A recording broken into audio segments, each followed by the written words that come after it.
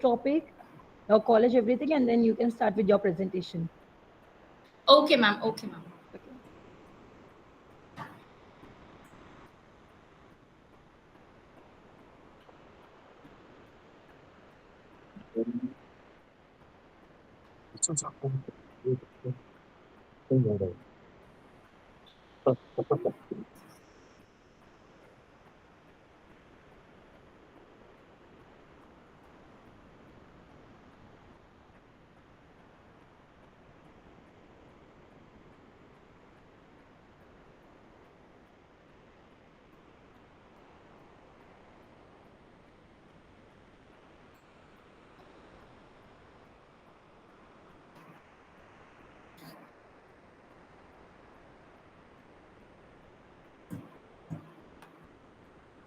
Good morning to all the dignitaries present on the soft board. I, Vishakha Chauhan, under supervision of Dr. Surekha Rana ma'am, would like to present my research paper topic on towards inclusion workplaces, the role of work engagement in mitigating the effect of workplace or stresses on social sustainability. This presentation explores the impact of workplace or stresses on social sustainability, focusing on the mediating role of work engagement in manufacturing sectors. Or stresses, a subtle form of exclusion, negatively affect employee morale, productivity, and organizational sustainability. Understanding this dynamic is crucial for fostering inclusive, socially sustainable workplaces. This study uses quantitative method and Smart PLS 4.0 to analyze data from manufacturing employees, highlighting strategies to reduce stresses and promote engagement for sustainable business practices.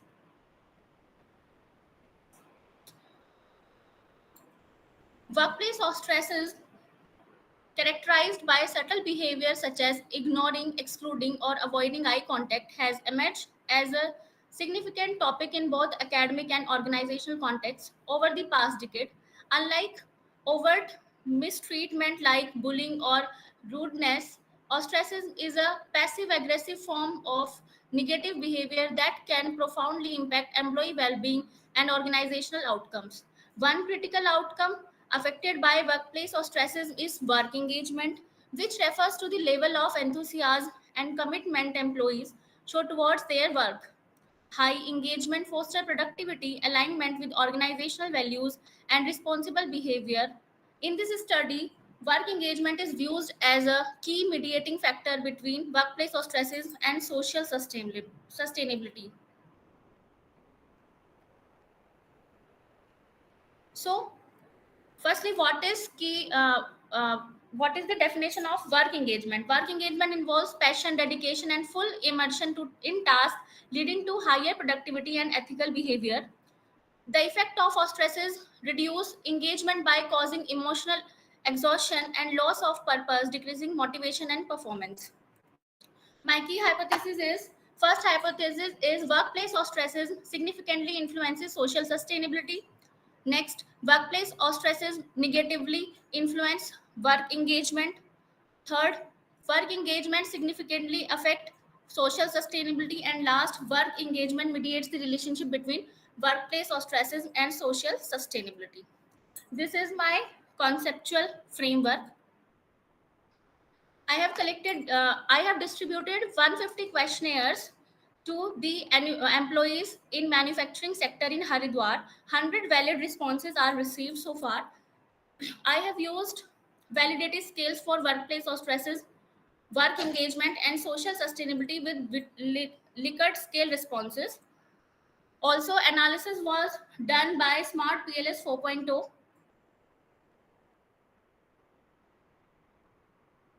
This is the model statistics of my data. Workplace or stresses.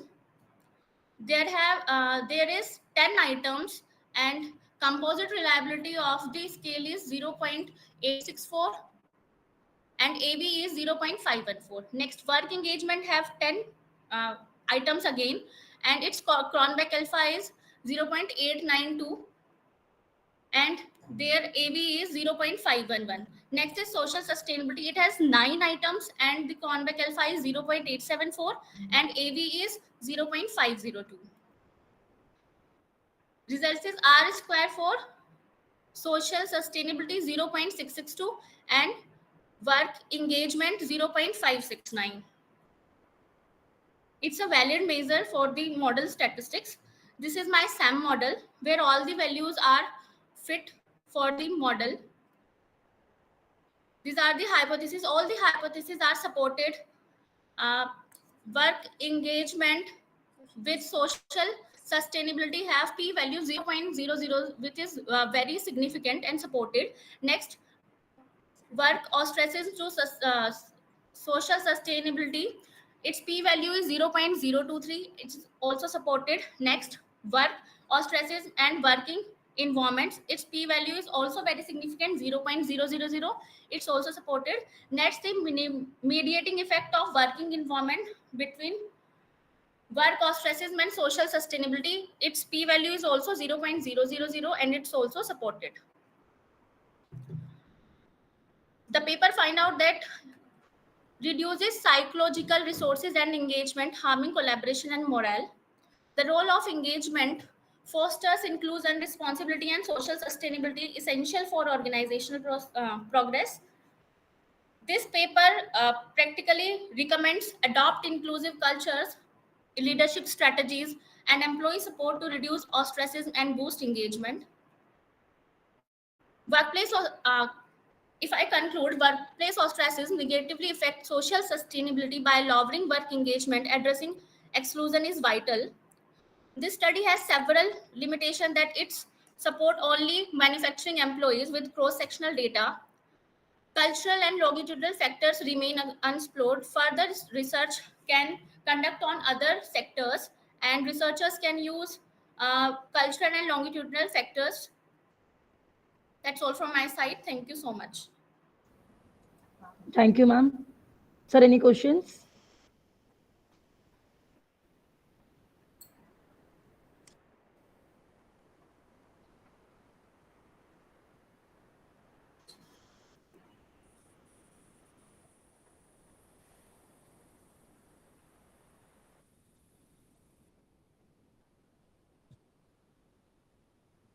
Sir, any questions? Hello. Hello. Yes, sir. Any questions? You can proceed. Okay, sir. Thank you. Thank you so much, ma'am.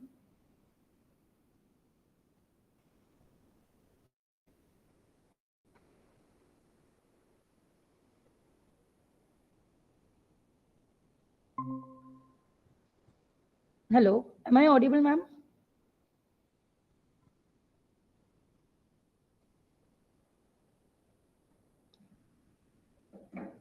Nusrat, ma'am, am I audible to you?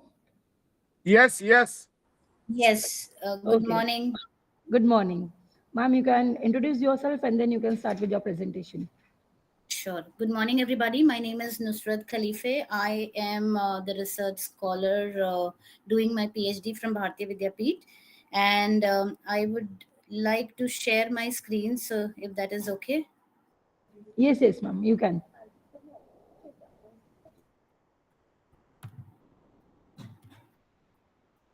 All right.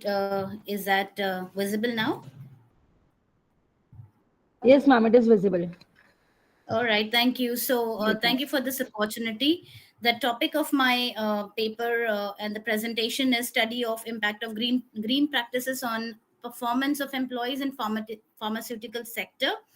And just giving a brief about this is the study is actually investigating the impact of green practices on the HR work, that is the hire to retire cycle, and specifically related to the green recruitment, training and development.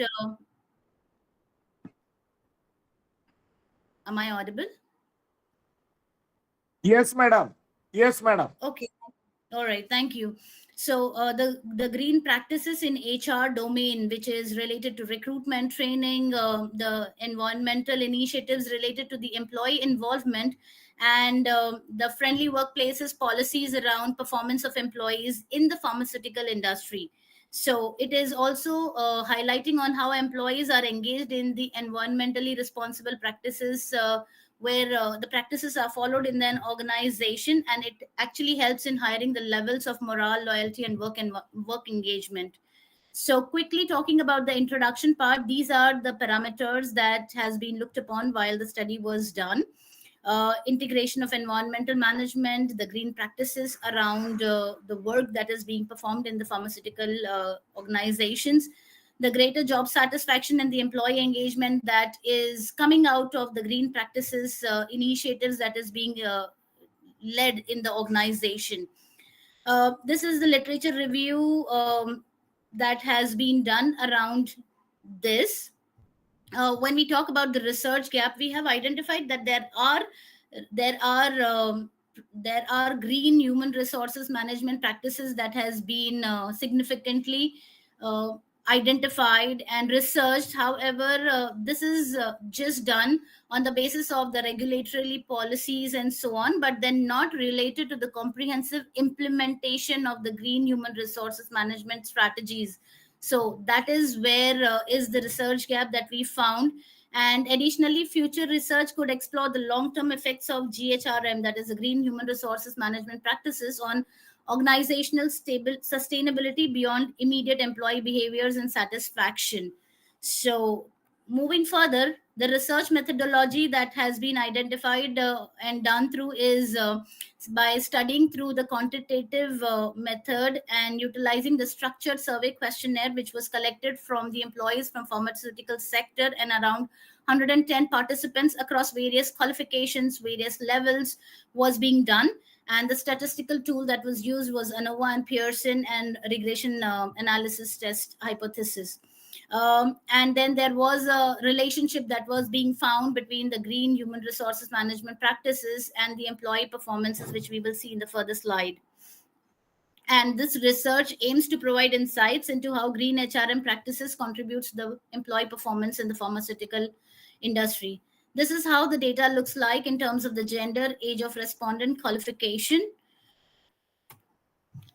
The hypothesis objective number one, it was to study the association between green practices adopted and qualification of employee in pharmaceutical sector. When we look at the null hypothesis, there is no significant difference in green practices adopted and qualification of employee in pharmaceutical sector. The tests were very unique, and it was of course rejected because the calculated p-value was less than 0.05, and thus the alternate hypothesis, that is there is a significant difference in green practices adopted and qualification of employee in pharmaceutical industry. So there is a significant difference.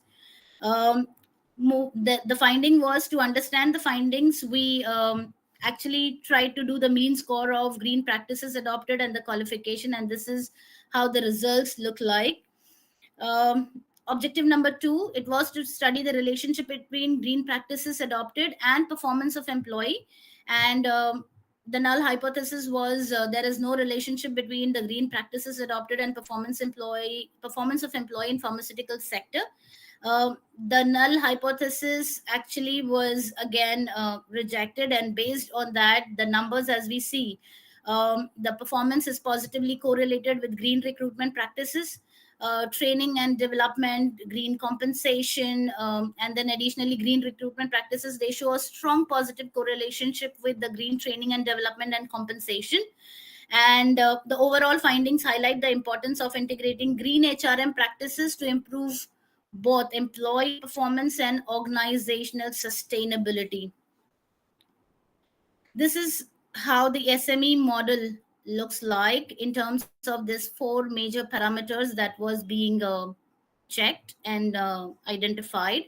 So green recruitment practices, performance, compensation, and green training and development, how it is correlated, and how that helps in identifying is impacted, and that definitely helps in the organizational performance improvement. Conclusion that the study examines the impact of green human resources management practices, including the recruitment, training, development, compensation, performance of the employee in the pharmaceutical sector.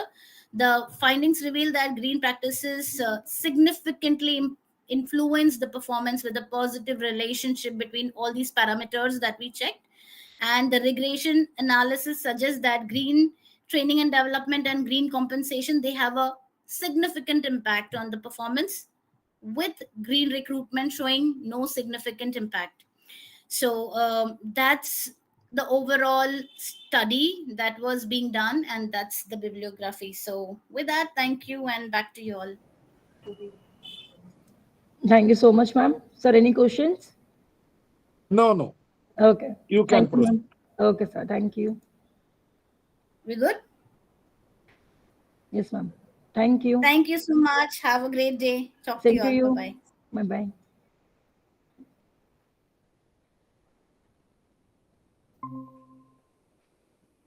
Hello.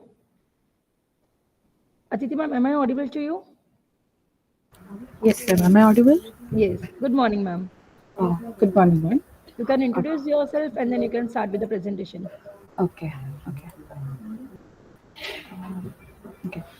Shall I start? Okay. Yes. My name, I am Aditi Sridhar, research scholar from SRM Institute of Science and Technology, Kattangulatu. I'll be presenting my research title, Green Entrepreneurship and Urban Ecotourism in India, Integrating Sustainable Infrastructure and Balanced Growth and Conservation. And let me share my screen. Just give me a second.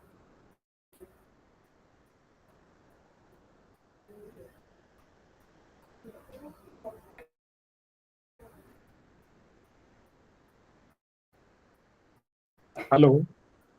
So Yes, can sir. Hello. Yes, sir. Sridhar madam, you can share the video.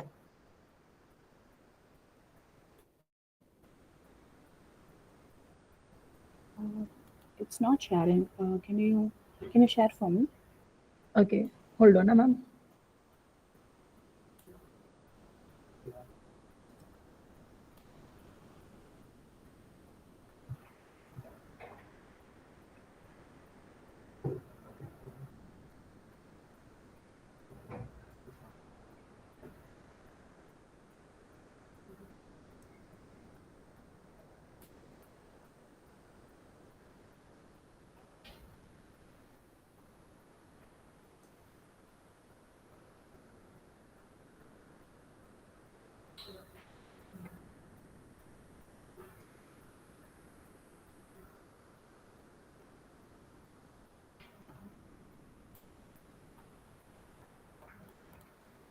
Hello.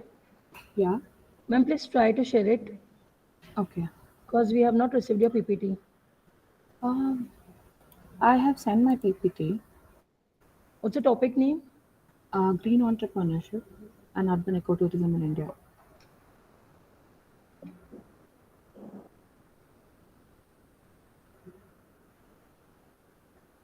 Hello. Hello. Yes, sir. Madam, whether it is possible, otherwise let it be finished. Okay. Okay, sir. Don't waste the time. Okay, sir.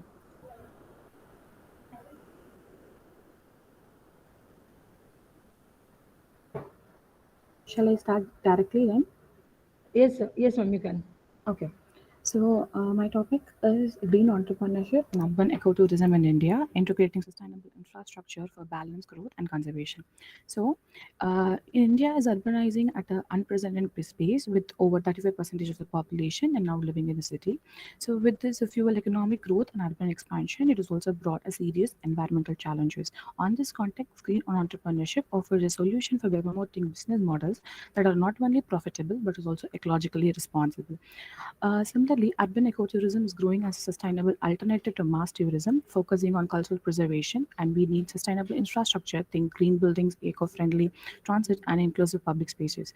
And I've gone through literature review around 6 journals and articles, and my statement of the problem is urbanization in India has delivered economic benefits, but at the cost of Environmental sustainability. Our cities are growing, but the growth is not inclusive of the ecological balance. This study addresses a key gap, like how can we integrate the green entrepreneurship and sustainable infrastructure to support urban ecotourism and conservation. And my objective of the study is to first objective is to examine how green entrepreneurship promotes urban ecotourism and environmental sustainability. And the second objective would be to analyze the impact of sustainable infrastructure on ecological conservation. And the third, to evaluate the integrated influences of both fostering growth in urban India. And I have gone through, and the study adopts this mixed method approach design, integrating both quantitative and qualitative approaches to provide comprehensive understanding of the interplay between green entrepreneurship, sustainable infrastructure, and urban ecotourism in India. The primary data was being collected through structured questionnaires and semi-structured interviews conducted by 150 150 respondents, and across the three major cities like Chennai, Bangalore, and Pune, each chosen for the distinctive urban characteristics, including heritage orientations. And also, the participants include green entrepreneurs, urban planners, municipal officers, and the secondary data was drawn from the credible sources from smart city mission reports, environmental indices, and policy documents. The quantitative data was analyzed by using discrete Pearson correlation for variable relationship and ANOVA for comparing the city infrastructure scores and chi-square test to assess the association between the infrastructure and entrepreneurial success. Meanwhile, the association between infrastructure and entrepreneurial success, the quality data from interviews and examined through thematic content analysis. From the analysis and interpretation for the objective role of green entrepreneurship, we have taken Pearson correlation analysis on key variables such as eco certification, green training, and digital marketing. The results were revealed that the eco certification has a strong positive correlation with tourist demand, like R value is equal to 0.67 and my P value is less than 0.01, accounting to that 45% of the variation in demand. And also, green training for staffs was also shown a strong positive correlation with customer satisfaction. And the next objective would be impact of sustainable infrastructure. For that, I have taken one-way ANOVA. One-way ANOVA across three cities, heritage cities, tech hubs, and mixed cities. These results have demonstrated statistically significant differences in infrastructure quality with heritage sites. And when a high mean score of F value was 7.15 and my P value is 0.01, followed by tech hubs and mixed cities. The medium effect, my mu square equals to 0.15, suggests that these differences are not only statistically valid but also practically meaningful. The challenges, the assumptions, and technological advancements only drive in sustainable development, but instead underscores the value of cultural Hello, capital. madam. Yes, sir. Sridhar, madam. Go to the final for the conclusion, recommendations, and so on. Yeah, okay, sir. So You the go final. directly to the conclusion and suggestions. Okay, sir. Okay.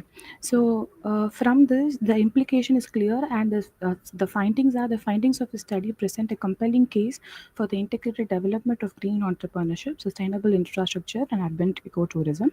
First, eco certification and staff training emerge as the strongest predictors in success of the urban ecotourism sectors, with eco certifications along accounting of 45% of the tourist demand variation. The second, the heritage cities like Chennai were found to outperform tech-centric and mixed cities of infrastructure qualities, reinforcing the idea that technological interventions. And finally, the infrastructure entrepreneurship nexus revealed that the green business well-developed areas are significantly more likely to succeed too with infrastructure and acting as a prerequisite rather than a development approach. And my conclusion is and with the conclusion is the study provides a practical and evidence-based framework of the policymakers and also plans to create a sustainable, inclusive, and economically viable urban ecosystems in India. The study demonstrated green entrepreneurship and sustainable infrastructure, and importantly, the research established infrastructure quality in the fundamental area with green enterprises and well-developed areas. Further research should explore how these strategies can be adopted in different cultural and economic contexts while maintaining their core sustainability principles. Hello, Yes, sir. Sridhar, madam. Can you introduce once again? My name is Aditi Sridhar. I'm research scholar from SRM Institute of Science and Technology, Katangulattur, Chennai. Chennai. Madam, when we are going to involve in the any conference, we have to maintain the minimum standards. Okay, sir. This is just not a passing of the game I understand. because we have to take the precautions. Whatever you presented the paper, it is nothing but just you read out. See the theme of the conference. You are making the compliance of the requirement, but not at the actually. You have to take the precaution whether your PPT is already received or not. Don't take it lightly, the all things. What is the title of the seminar? Uh, National or international? It is national. So when you are talking at the national level, that much standard we should maintain. If you are not able to start the video, then what is the use? We are talking about the green competitions and all technology, digitalization. What about yourself? I requested you to start the video. so due to the network issue only, I have a bit of the video camera. We Because see, madam, there are number of excuses. And this is not the place to discuss the issue. This is the place where we have to make the interpretations. Next time you have to take the precautions. sure, That's sir. it. Sorry, Okay. sure. Sir.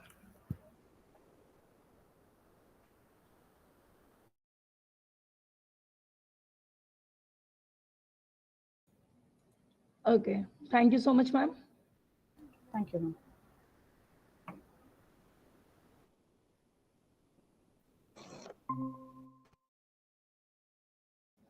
Okay. Ritu ma'am, am I audible to you? Yes. Am I audible? Yes, you can start with the presentation after introducing yourself. Thank you. Okay. Good morning, everyone. My name is Ritu Trivedi, and today I will be presenting my research topic on the impact of marketing pricing strategies on consumer purchasing behavior. Basically, this study explores how business use different pricing methods to influence what, how, and Hello. when people buy products. Ritu, Uh, Ritu yes. madam, can you start the video? Okay. Okay, sir. Yeah. Please start the video.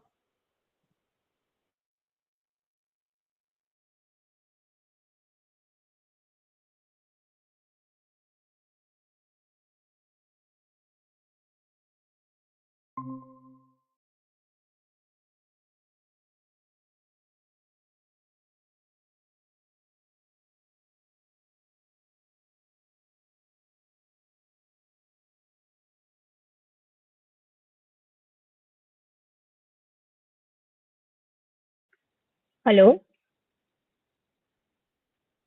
Yes, Hello. you can Okay. continue. So, yeah, myself Ritu Trivedi, Assistant Professor of Thakur Shyamnaran Degree College. Today, I will be presenting my research on the impact of multiple pricing strategies on consumer purchasing behavior.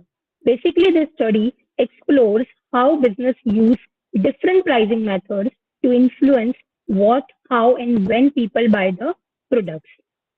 I'll start with the introduction. In today's business world, pricing is more than just a number. It's a psychological tool that can attract buyers, shape brand image, and drive sales. Consumers today are more aware, more sensitive to value, and more selective than ever. That's why business needs smart pricing strategies.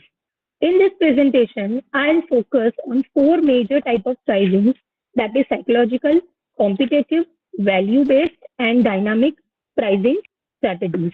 My research objective is, firstly, I wanted to understand the different pricing strategies business use.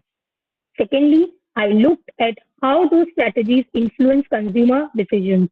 I studied real world examples from brands like Apple, Amazon, Zara. And finally, I put together some recommendations that business can use.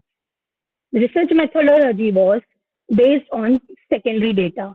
I didn't conduct survey, but instead analysis, published reports, academic journals, and exciting case studies. Some of my source includes respected journals like Marketing Science, data from Statista, and McKinsey. The approach used both qualitative and quantitative data. The key findings of this is psychological pricing, like pricing something like rupees 999 instead of 1,000 works really well, especially in retail counters. Value-based pricing builds loyalty, like example, Apple. For example, Apple charges more because customer believes the value is there. Dynamic pricing, using the companies like Amazon, adjust price based on the demand. And that is the reason we say that it is a dynamic pricing. And competitive pricing, it is crucial and crowded market like FMCG, but it can lead to pricing wars. Consumer influence by pricing strategies. Based on this secondary data, psychological pricing has the strongest impact, about 25% influences. Dynamic pricing came next, followed by the value-based. Competitive and promotional strategies were slightly less impactful but still important in certain industries. Case study insights are, there are three case studies which I have used, that is Apple. Apple uses value-based pricing. Amazon combines a dynamic and competitive pricing. Zara used psychological pricing with charm pricing like rupees 1999, etc. The recommendations from this study is businesses should use combine different pricing strategies depending on the product and market.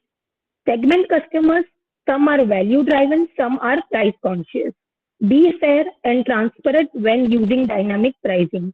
Don't rely too much on discounts. They can hurt your brand. Keep an eye on competitor to stay relevant in the fast moving market. Now, to conclude this or to wrap up this, pricing has a huge impact on consumer behavior. Psychological pricing works because it has an emotion. Value-based pricing works when the people trust the brand. And dynamic pricing helps business adapt quickly. However, these studies also have few limitations. It's based on secondary data, so we didn't direct customers feedback. We didn't got direct feedback. The findings are generalized and may not apply equally across all industries or regions. Still, this pattern and insight offers useful guidelines for real-world pricing strategies. Thank you so much.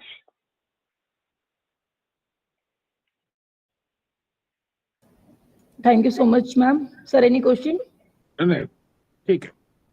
Okay. Thank you. Thank you, ma'am.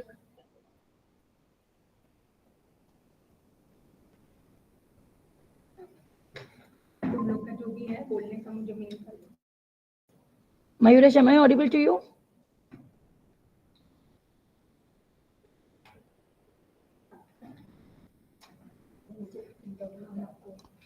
Hello. Mayuresh, am I audible?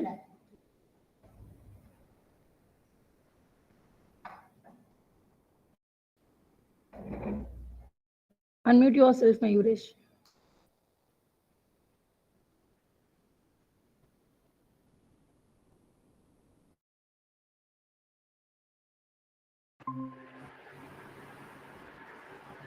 Mayuresh, am I audible?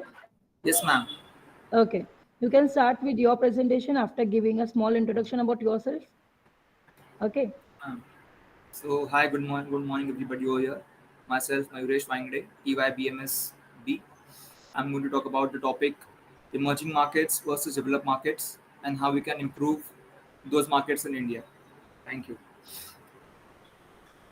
So, I do need to share the screen over for the presentation. Yes, you have to share the screen. Okay. Okay.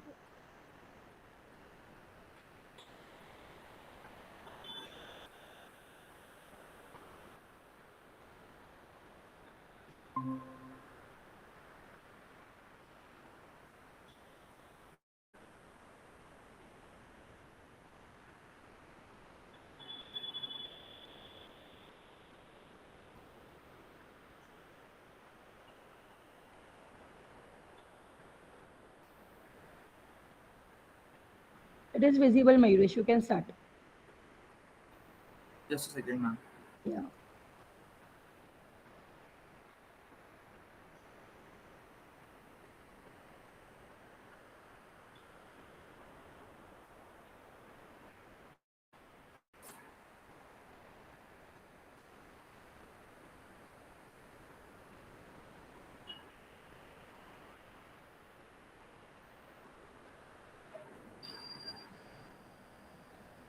Any error, Mayuresh?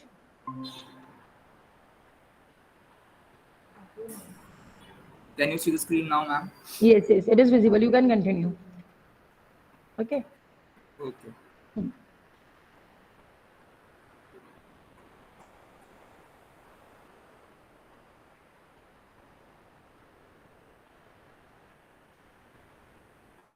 So talking about this topic, before we start, I would like to give you an overview about this topic. So as this topic goes ahead, we need to understand what are the emerging markets and what are developed markets. Emerging markets are markets that have high good potential, but at the same time they show higher risk. Whereas developed markets are markets with stable growth but low risk. So before we start this topic, it's important to understand both of these topics. So we move ahead. We have examples of this topic such as developed markets. We have Japan, Germany, UK. All these countries are considered as developed market because they have advanced economics, stable politics, strong financial institutions, and higher capita per income. That is, the output per person in this country is more as compared to other developing markets. Talking about countries like India, Brazil, and South Africa, we have rapid growth in industrialization, but at the same point, we come with backdraws such as higher political and economic backdraws and risk, which helps us, which is a lack for us, which tells us that we are emerging markets and we have less mature financial systems. Moving ahead, these are the keywords that I would like to present about this topic. Economic indicators, investments and risk, market infrastructure, social and global factors. All these words are the keywords among the topic, which help us to denote the different aspects of this market. Talking about the literature review, both the emerging markets and developing markets play an important role in the global economics. But when we talk about the emerging market, it is more ahead than developing markets because it gives us more investment opportunities than developing markets, because developing markets is very hard to penetrate because of the already big sharks in this market, whereas emerging markets helps us to will uh, give us more investment opportunities as it is growing and has more potential to grow. The key objective of this presentation is to study the global impact of both the markets on the globe. Uh, we can analyze the different opportunities. We can understand the different risks the both markets bring in. We can also study the different markets with our perspective so that we can implement in our own country and what is beneficial for us to grow. Uh, One more main reason for this market and for studying about this market is that we can help the investors and policymakers and education to make investment opportunities and make more wise decisions by after studying all these markets. The research methodology that I have used for this data collection is all secondary. I have issued a Google form with 100 responses that I have got, and based on that studies, I have tried to put in my insight about this topic.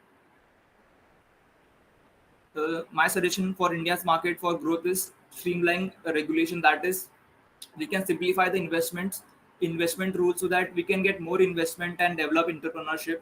Whereas uh, whereas one more thing we can do is we can promote innovation. That is, we can support startups and promote research and development, which can help us for technology advancement and more competitiveness in the globe. We can also develop workforce skill because uh, training and education is must for the workforce in India so that they can work according to the changing economic conditions and compete more prominently in the global market. I would like to conclude that in India, if we need to grow, we need to balance the emerging markets and developed markets in India. For doing this, we need to streamline the economic flows in both the markets.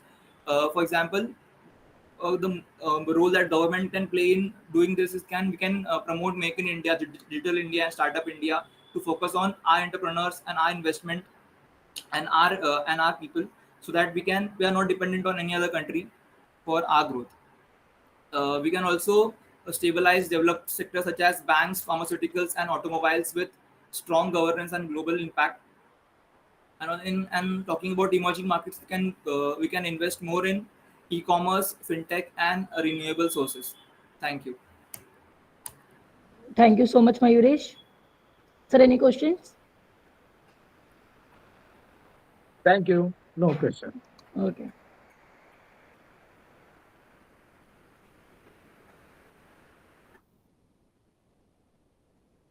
Ketki ma'am, am I audible to you? Yes, sir. Okay. Good morning, ma'am.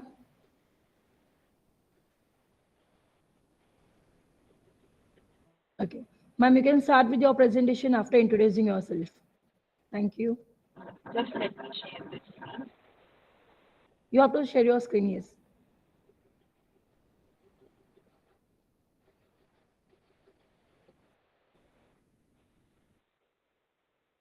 Good afternoon, everyone. Sorry, good morning. Is present and all the participants present. Myself, Assistant Professor K. More, research scholar from Ma'am, your voice is not clearly audible. Ketki ma'am. 1 second, 1 second. 1 minute.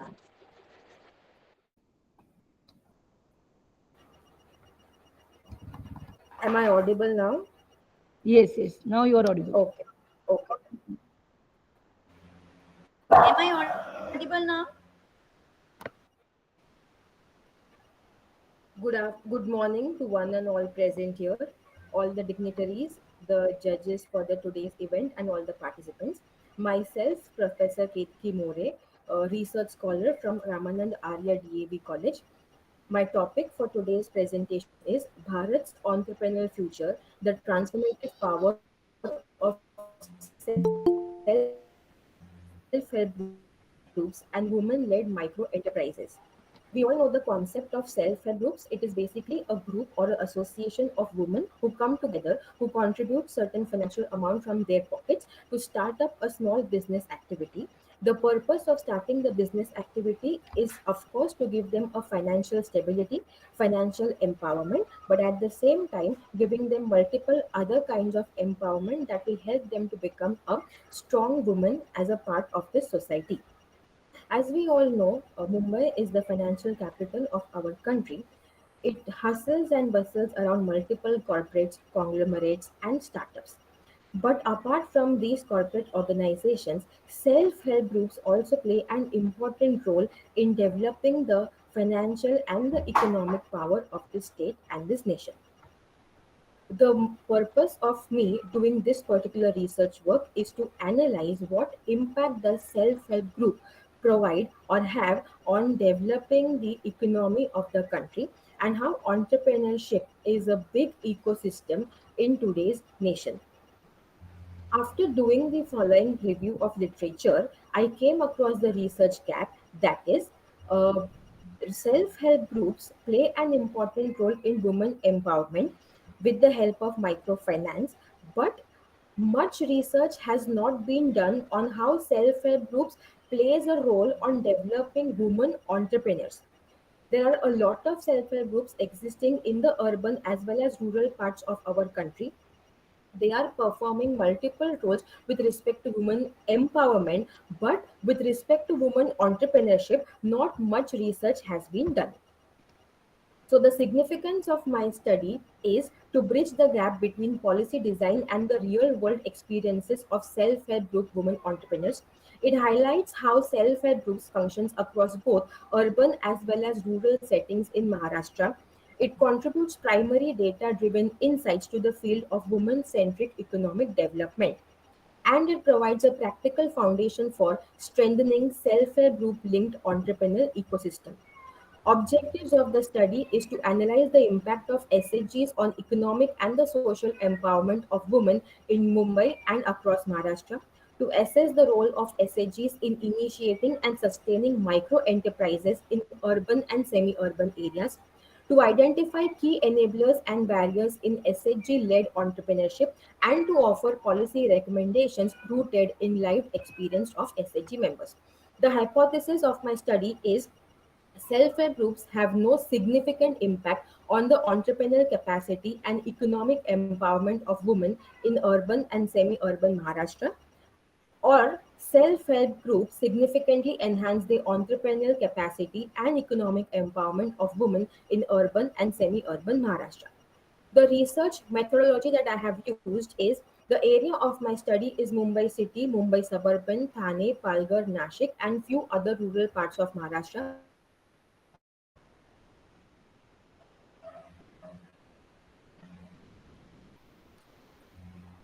But also the coordinators, the group heads, the government officials, and the NGO members who are helping them in promoting such activities. The data collection techniques used were structured interviews, field observation, and focus group discussion. For analyzing the data, SPSS software and SWOT analysis were used. The findings or the results of my study are as follows. There was a substantial increase in the average monthly income. Before joining the SAG, the average monthly income of a group member would be 3,200 approximately. But after joining self-help groups, their monthly income has increased to 7,100 rupees. Approximately 65% of the SAG members received some form of training aiding in enterprise startup. Training emerged as a crucial enabler of enterprise development. The tailoring industry, food processing industry, handicraft, digital marketing, finance, beauty services, and other skill related specific training was directly correlated with the business sustainability. And amongst all the SAGs, food and tailoring, this particular type of a business setup was most preferred by many of the SAGs across Maharashtra. The local exhibitions and word of mouth were the predominant methods with limited digital presence in order to promote their business. Traditional marketing still dominates the SHG entrepreneurs. Digital penetration remains low, signaling a potential area for policy and training focus. Most SHG members have access to credit, but the delay in getting that credit because of documentation remains a predominant issue. Now, whatever funds or the credit that they receive through multiple agencies, most of the funds are used for expansion of the business, setting up of the business, purchasing the raw material for the business, any kind of emergency or medical issues, educational and other personal reasons of the SHG members as well. Participation in self-help group has led to a marked improvement in the household as well as community decision making of that woman. Household financing decisions with respect to 57% increment. Children's education and health saw a 48% increase in the decision making capacity of the woman, and overall involvement of the community development has also been seen. SHGs serve as informal leadership incubators, enhancing women's confidence and voice. This is the statistics that has been presented in my research paper with respect to my findings. And I would like to conclude my paper with the following pointers. The primary study validates the hypothesis that SHGs not merely financial tools but platforms of transformation. In Mumbai and Maharashtra, women-led SHGs have been pivotal in launching sustaining micro enterprises that uplift entire communities. However, potential remains underutilized due to structural changes in training, digital access, and mentorship. There is an urgent need to institutionalize support mechanisms that go beyond credit giving, emphasizing capacity building, digital onboarding, and market integration. A compassionate entrepreneurial ecosystem is one where government, society, and enterprise coverage not just to generate profit but to foster dignity and equity. Thank you so much, ma'am. Sir, any questions?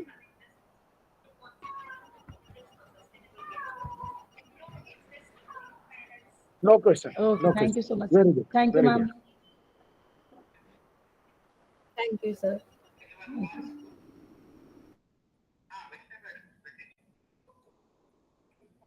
Okay. Rashmi, ma'am, am I audible to you?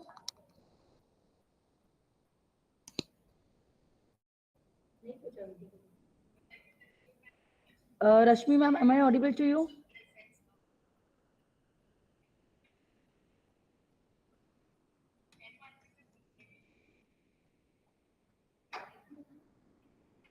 Okay, Aishwarya ma'am, am I audible to you? Acha. Okay, okay.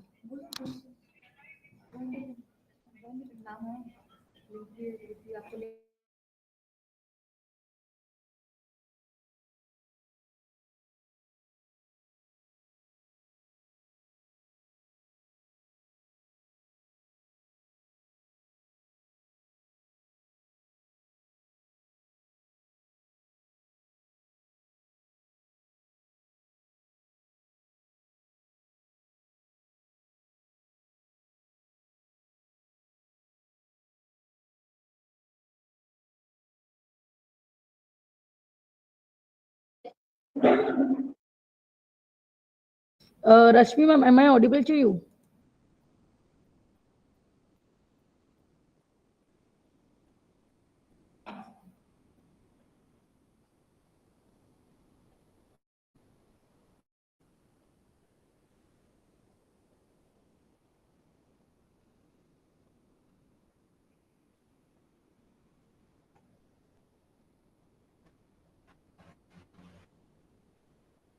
Yes, ma'am. Am I Yes, ma'am, you are audible? audible. Yes, yes, yes. Now you are audible.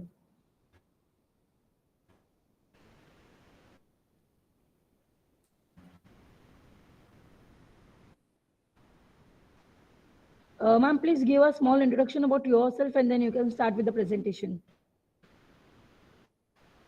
Am Yes, ma'am, you are audible. I Yes. audible, Yes, ma'am? yes, you are audible.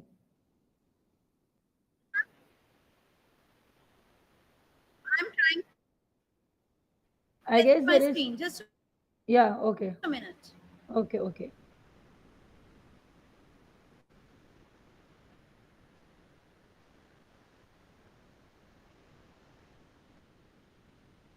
Just a minute. Yeah. Okay, ma'am. Yes, yes, ma'am. Yes, ma'am. Let me share my screen. Your screen is not visible, ma'am.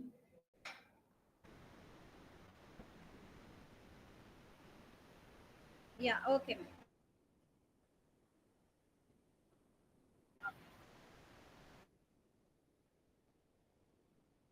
So this is Dr. Rashmi. I'm working Ma'am, your voice is not clear. Hello. Hello. Am I audible now? Yes, now you are audible. Please continue. Yes. Despite the progress, women face systematic challenges like biasness,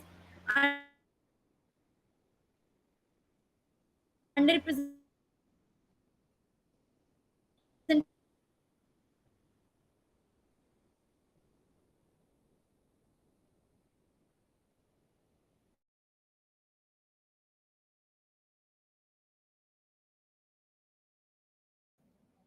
Aishwarya ma'am, am I audible to you? Hello, yes, ma'am. Am I Yes, yes, audible? you are audible. You can start with your presentation, ma'am. Okay, Okay. ma'am. Sure.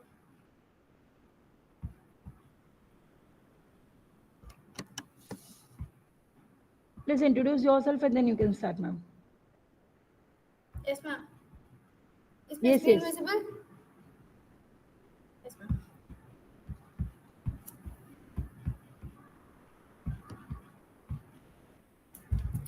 Good morning, everyone. I'm Aishwarya. So, my research topic is strategic skill development for women leadership growth, a study of emotional intelligence and financial empowerment in Tamil Nadu textile sectors through TNSDC. So, this is under the guidance of my guide, Dr. S. Antony Raj, Faculty of Science and Humanities, SRM, Chennai. Introduction. So this research focuses on challenges faced by women in Tamil Nadu. Even though there is many growth and many entrepreneurial and opportunities for women, even though there are some struggles. So initiatives like TNSDC, these initiatives. This is a part of Pradhan Mantri Kushal Yojana. So this scheme is a state government scheme. This aims to empower women through skill training and to improve progress by making them emotionally resilient and also make them financially independent and confident. So this scheme, Tamil Nadu Skill Development Corporation, actually it is a company of Section 8 company. It is a nodal agency of government of Tamil Nadu which provide many skill development initiatives for the public. So these are the following initiatives introduced under this skill developments. First, in 2014, it is like this came to like for engineering youths, this skill development started, and then the non-Mudalvan skill, that is I am priority, that is the scheme. It was introduced in 2022 for empowering students to make them versatile both in their skill and in their education. Then they started this textile skill development program. It started in 2024, and then free construction worker training and expansion of textile training initiatives. These are the initiatives started under Tamil Nadu Skill Development Corporation. So based on the scheme and the following review of literature, I came with these objectives. So the objective is first to examine whether the annual profit is like the trend, to observe the trend and how the profit patterns are happening, and then to find the association between gender and performance outcome of this scheme. So this is a mixed approach. The statement of the problem is the current business dynamic environment. You can see, even though the women have many opportunities, they are working in many places.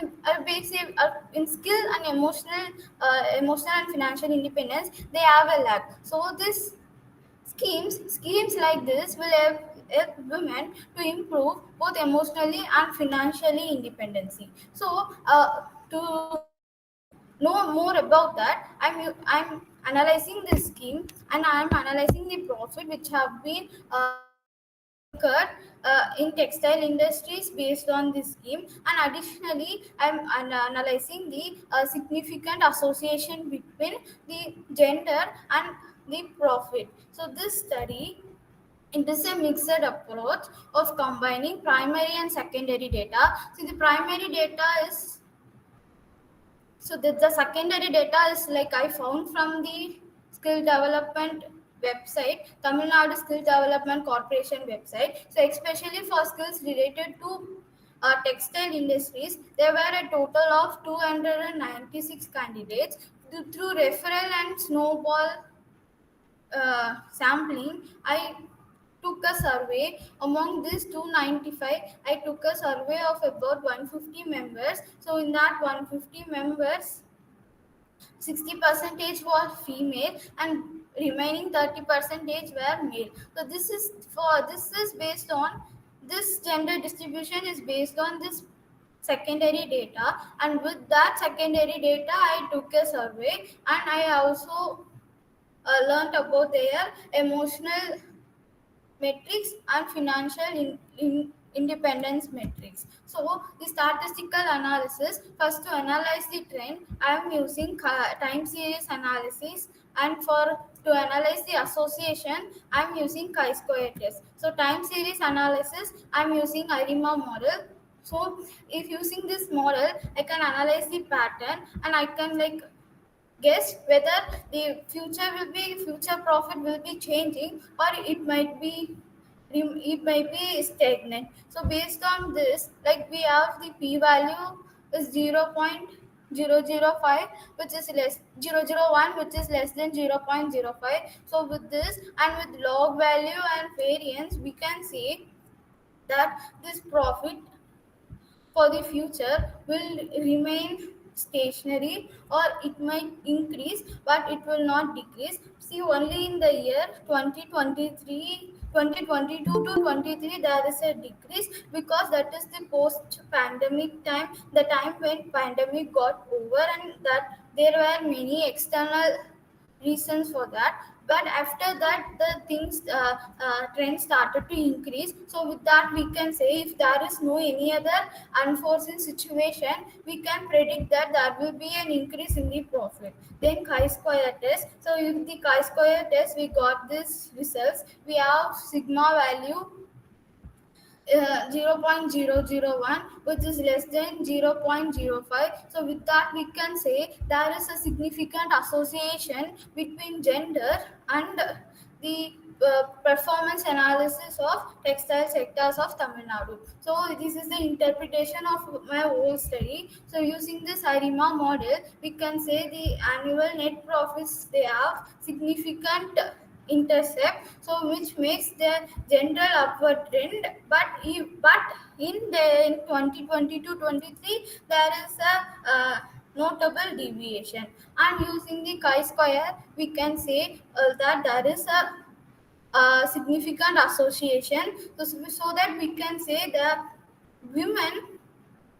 are getting more benefits through this scheme, because if we say there is a significant association, and in my survey 60% for women, with that I can say women are getting many benefits when used through this scheme. So conclusion, so even though the study shows that textile TNSDC's textile development skill is contributing more, despite the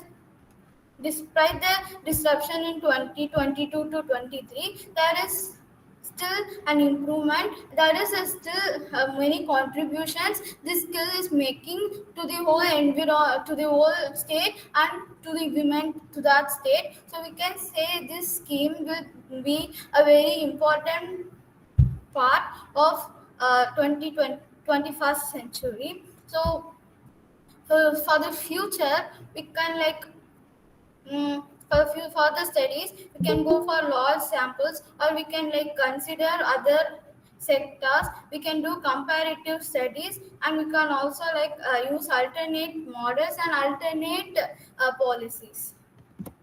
So these are the references. Thank you. Thank you, ma'am. Sir, any questions?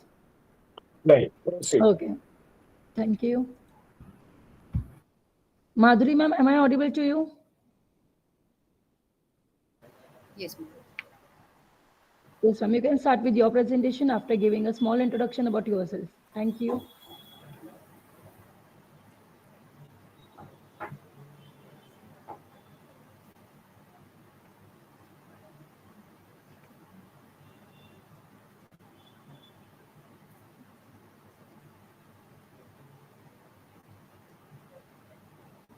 Ma'am, is the PPT seen? Yes, ma'am, it is Visible? visible. You can start. Yes, yes. Yeah, you can start. Just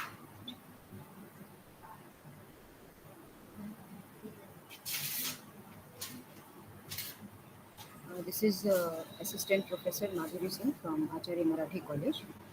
Today I will be presenting my research paper on the topic Policies and Role of Goods and Services Tax in Empowering Small-Scale Industries. Starting with the introduction, Koshamulla Danda mentioned in Kautilya's Arthashastra, which implies revenue is the backbone of every economy. The history of taxation is very old. It dates back to 3000 to 2800 BC, which is found somewhere in ancient Egypt. The funds collected by way of taxes were utilized for infrastructural development, social upliftment, payment of international debts, financing defense expenditure, and many more. We'll see the definition of tax. A tax is a mandatory payment or charge collected by local, state, and national governments from individuals or businesses to cover the costs of general government services, goods, and activities. These are the types of taxes. Two types we have: direct tax and indirect tax. Under direct tax, there is income tax and tax on undisclosed foreign income and assets. For indirect taxes, there is goods and services tax and customs duty. These are the objectives of my study: to understand the goods and services tax in depth and to analyze the role of goods and services tax in the development of the small scale industries. Let us know something about goods and services tax. It was introduced in the year 2017. It brought revolution in the indirect tax mechanism. The main motive was to bring one nation, one tax. It is also known as destination based tax. It covers both goods as well as services. It is aimed towards subsuming all the many, not all, but multiple indirect taxes, supposed to be more simplified, transparent, and accountable. It has brought uniformity in the prices of the consumables as the rate of GST remains same throughout the country. We have four components of GST which is collected. One is collected by central government, state government. This is integrated, and this is collected by union territories. When a sale takes place in a state, inside a state, two components of tax GST is collected. One is central and the other is state. So central part is taken away by the center and the state part is taken by the state. So this is how CGST and SGST. IGST means it is integrated. It is for interstate sale between two different states. So here the collection is done by the central government. UTGST is similarly, but it is the sale takes place between the union territories of the country. Small scale industries. Few features I want to tell: manufacturing of goods and rendering services on a smaller scale. They require minimal investment and resources. They work on fewer machineries and technology. They are more labor intensive, but their share in GDP of the nation is 1/3 of the total GDP. It contributes towards social and regional development, and it is engaged in both markets, domestic as well as international markets. Definition of MSMEs. According to MSMED Act 2020, a micro enterprise is the one investment in plant and machinery or equipment should not be more than ₹5 crores. For a small scale enterprise, the investment in plant and machinery or equipment should not be more than ₹10 crore and the turnover shall not exceed ₹50 crores. Whereas for a medium enterprise, the investment in plant and machinery and equipment shall not exceed ₹50 crores and turnover should not be more than ₹250 crores.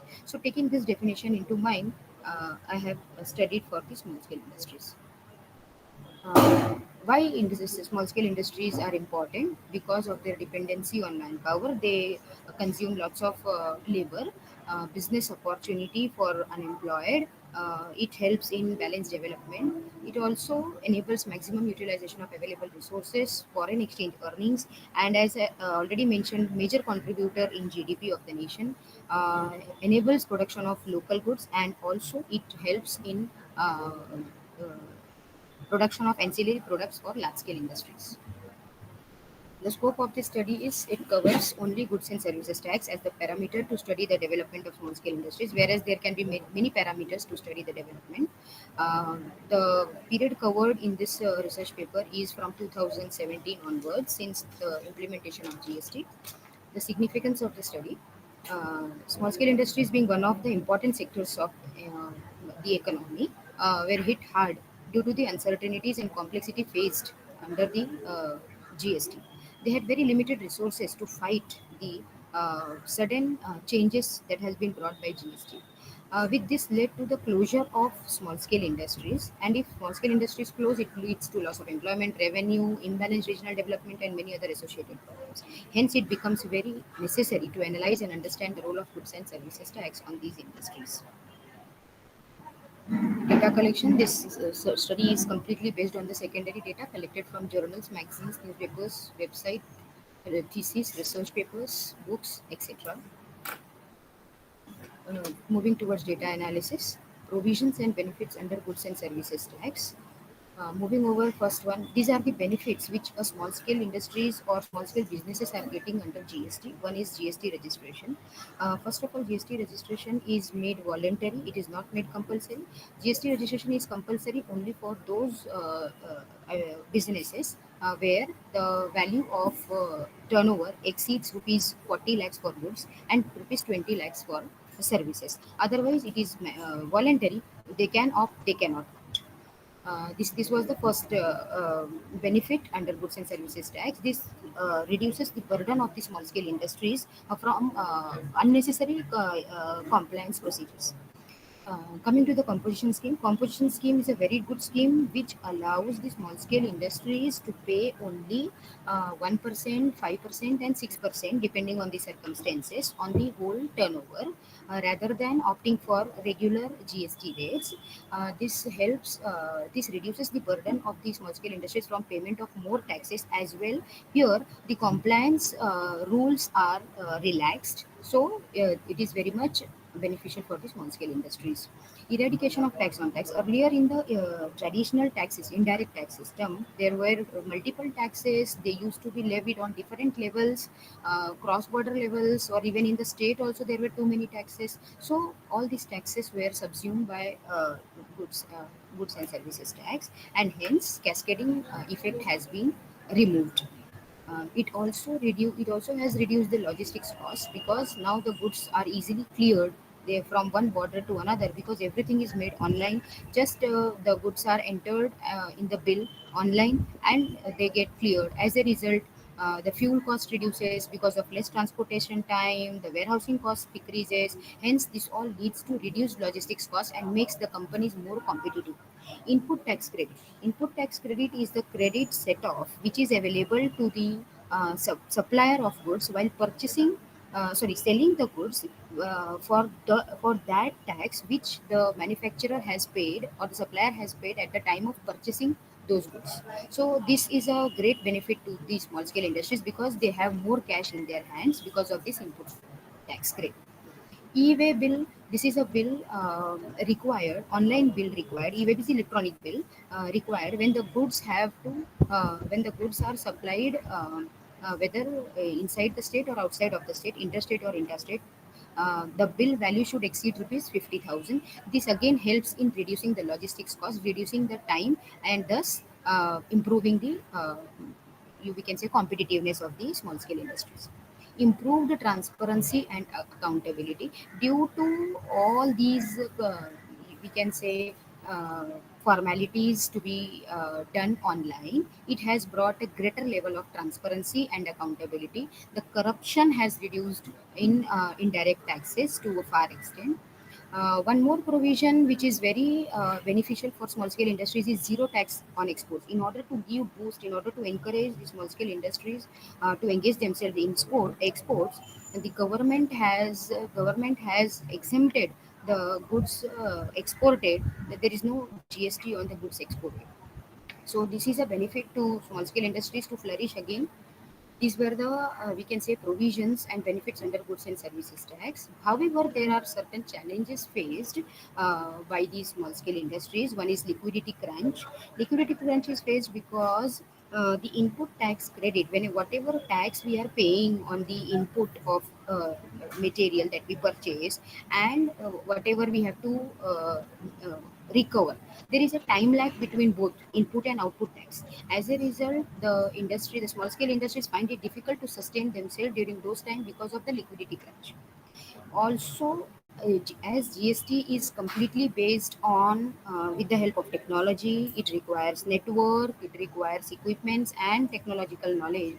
The small scale industries face lots of difficulties, especially those situated in rural areas, and small scale industries are majorly situated in rural areas. Hence, this is the biggest problem. Moreover, they don't even have the funds to appoint any we can say apt employees for doing GST work or filing the GST returns. Also, this GST will bring the unorganized sector into the scanner because no registered entity will do the transactions with unorganized sector because they won't be able to get the benefit of input tax credit.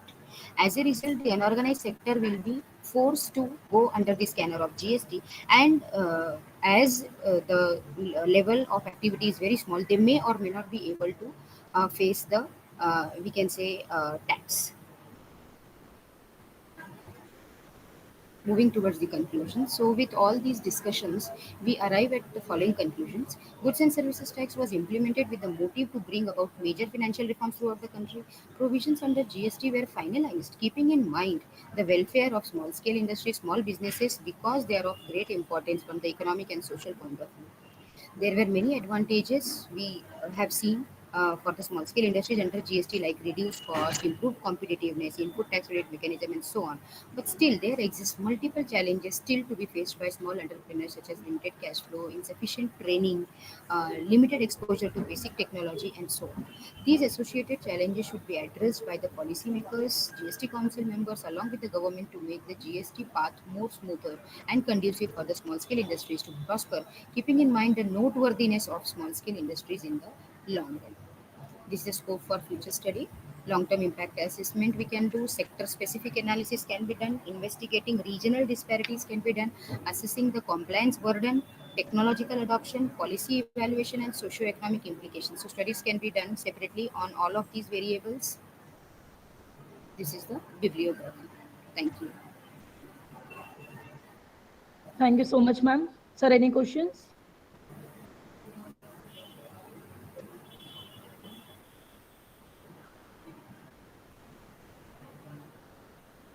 Sir, any question?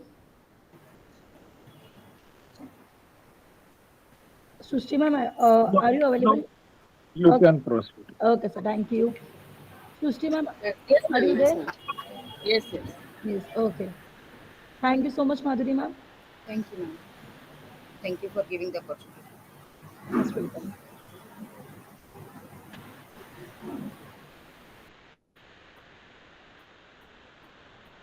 Okay, Sushti ma'am, you can start.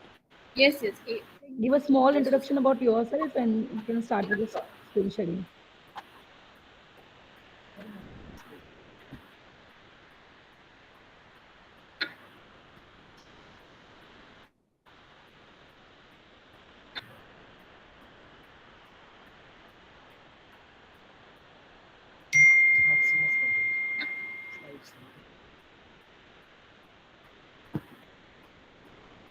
Hello.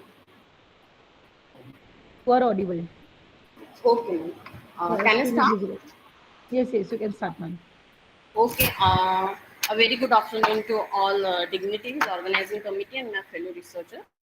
My name is Srishti Madhukar Parchake, and I'm presenting this paper along with my co-author, Professor Anu Agarwal ma'am. And my topic is to study the sustainable mobility in urban India, understanding electric two-wheelers adoption in Nagpur. Um,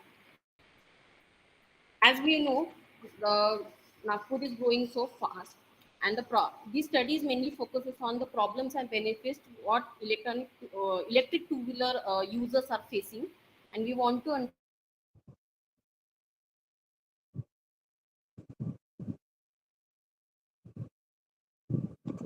how electric two-wheelers can be affordable in abstract. Actually, as cities are grow and do pollution and fuel cost, electric two-wheeler are a green alternative to petrol bikes. We studied how people in Nagpur feel about electric vehicles, why they hesitate to use them, and what can motivate them to switch. We also suggest what government and companies can do to help. Let's move on to the next slide. These are the keywords: sustainable mobility, electric two-wheelers, urban transport, Nagpur, consumer behavior, EV adoption, urban India, environmental awareness, and smart cities. In literature review, we studied three papers, mainly focuses on the consumption pattern of electronic two-wheeler, environmental awareness, and issue barriers. In Rao and Patel, Rao and Patel research paper, they mainly focuses on the motivators, behavioral inertia, and lack of brand trust. Let's move on to the next slide. These are the objectives of the study: to assess the consumer awareness and perception of electric two-wheeler in Nagpur, to identify key motivators driving electronic two-wheeler in adoption, to explore barriers such as pricing, range, anxiety, and infrastructure, and to analyze the impact of government policies and urban planning. These are the research methodology. I would like to invite Ranu Agarwal ma'am to explain our further slides.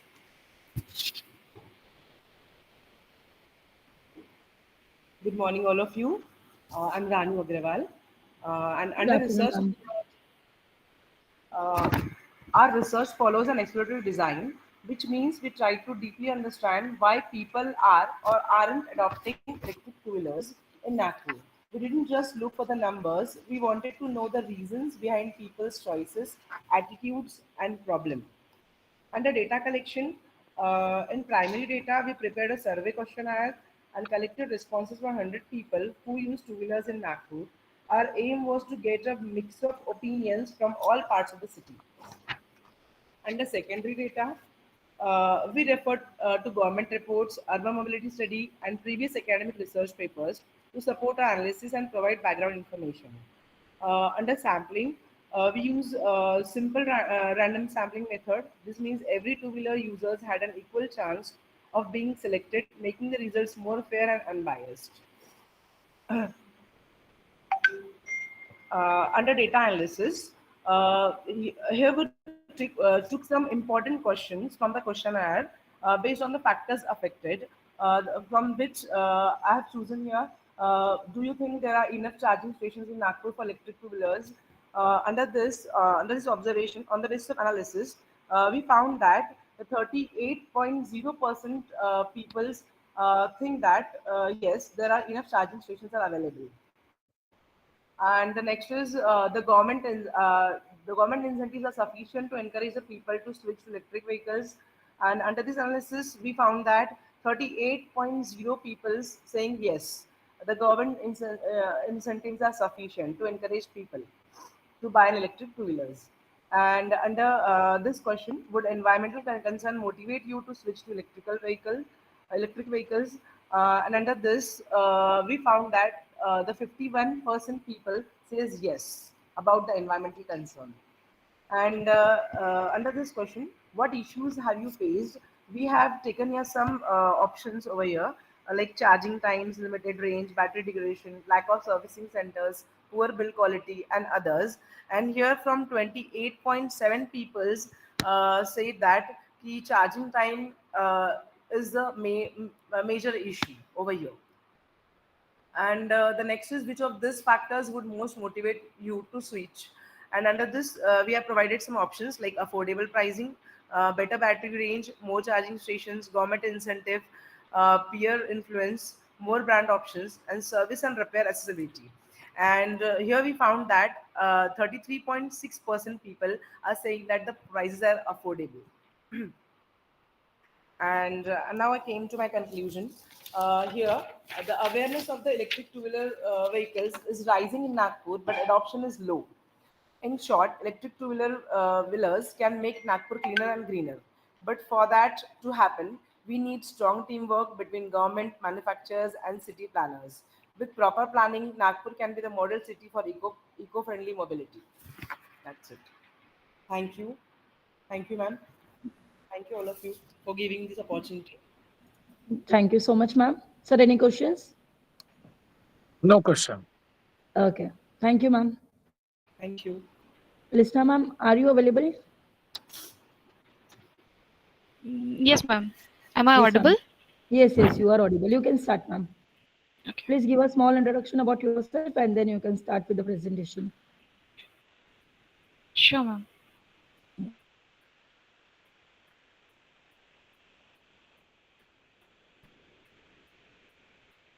Is my screen is visible? No, ma'am. No.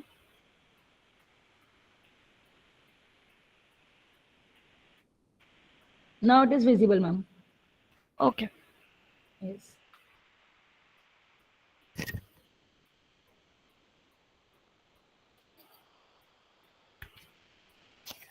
A very good afternoon. My name is Leshna Chandra, research scholar of Gurukul Kangadi, deemed to be University Haridwar. Thank you for giving me this opportunity to present my paper.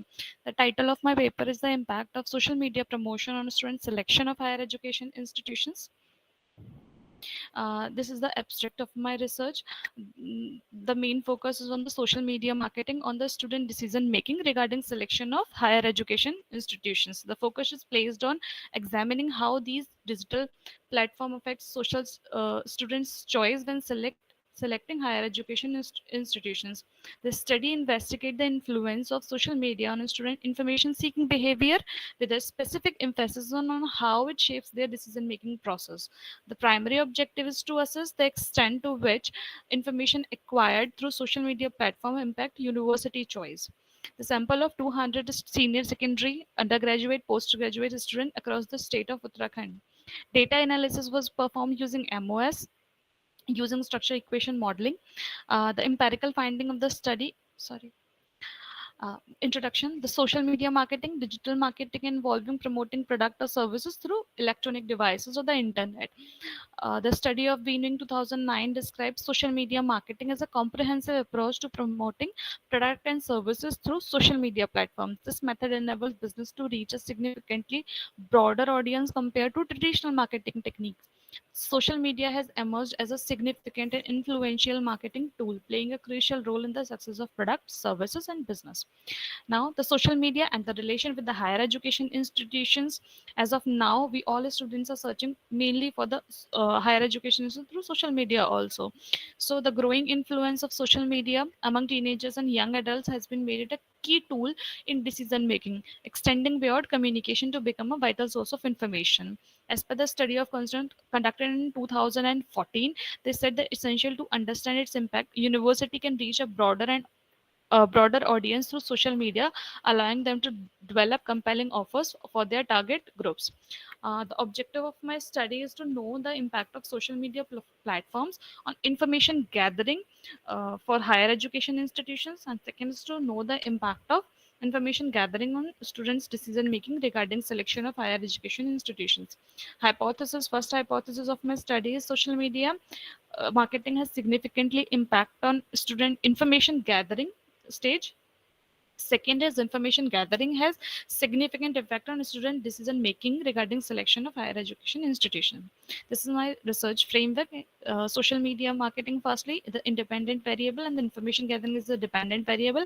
The first stage in information gathering is the independent variable, and lastly, the student decision making is the dependent variable. For the studies, three variables are there. Research methodology, a descriptive research approach has been used in purposive sampling design were utilized. Participant included students of senior secondary, undergraduate, and postgraduate students in the Uttarakhand state only. Uh, um, the uh, the data collected from the 200 students, 5-point Likert scale has been used. The results shown, all the Cronbach alpha values up to the above the threshold limit. Social media is 0.711, information gathering is 0.714, student decision making is 0.688. This is retained due to the AVE value is 0.5. As per the Cronbach alpha value should be retained 0.70 above according to Hare et al. 2020. R score is also in the acceptable limit, which is 0.447. The hypothesis, the both hypotheses of my study is supported as shown. The p value is 0.0 less than 0.05. The discussion of my study, the study found that social media has significant influence on information gathering for selection of higher education institutions with beta value 5.163, indicating it as a key factor in the decision making process also. The results are consistent with the finding of Gondin and Pawar 2021. Second hypothesis of a study also supported with the beta value of 2.050. These findings are also with the line with the previous study, which is conducted in SERIC 2017. Finding indicate the social media marketing significantly influences information gathering for the higher education institutions regarding their educational options. Institutions that implement targeted online marketing strategies such as social media campaign and digital ads are more likely to capture student interest and impact their decision making process. In nutshell, the result emphasizes the need for the effective social media marketing. Use various social media platforms for spreading institution successes, programs, etc., to engage a prospective students. Limitations of my study is the data is from the Uttarakhand state only, which is very less as compared to the overall population. Thank you. Thank you, ma'am. I would like to request Ekta ma'am to join and continue for your session.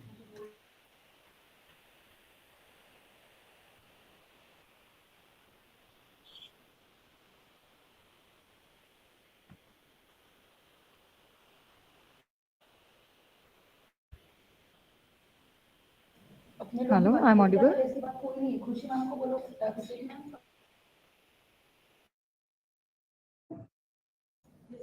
Thank you, Mishna ma'am. Ikta ma'am, please continue with the presentation.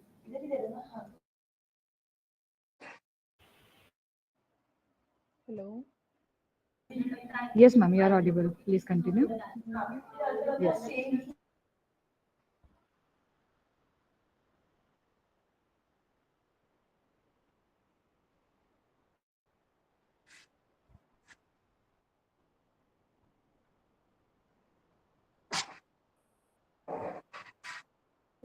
Yes, Ikta ma'am, kindly share your screen.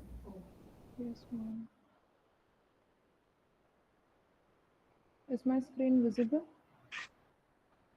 Yes, ma'am.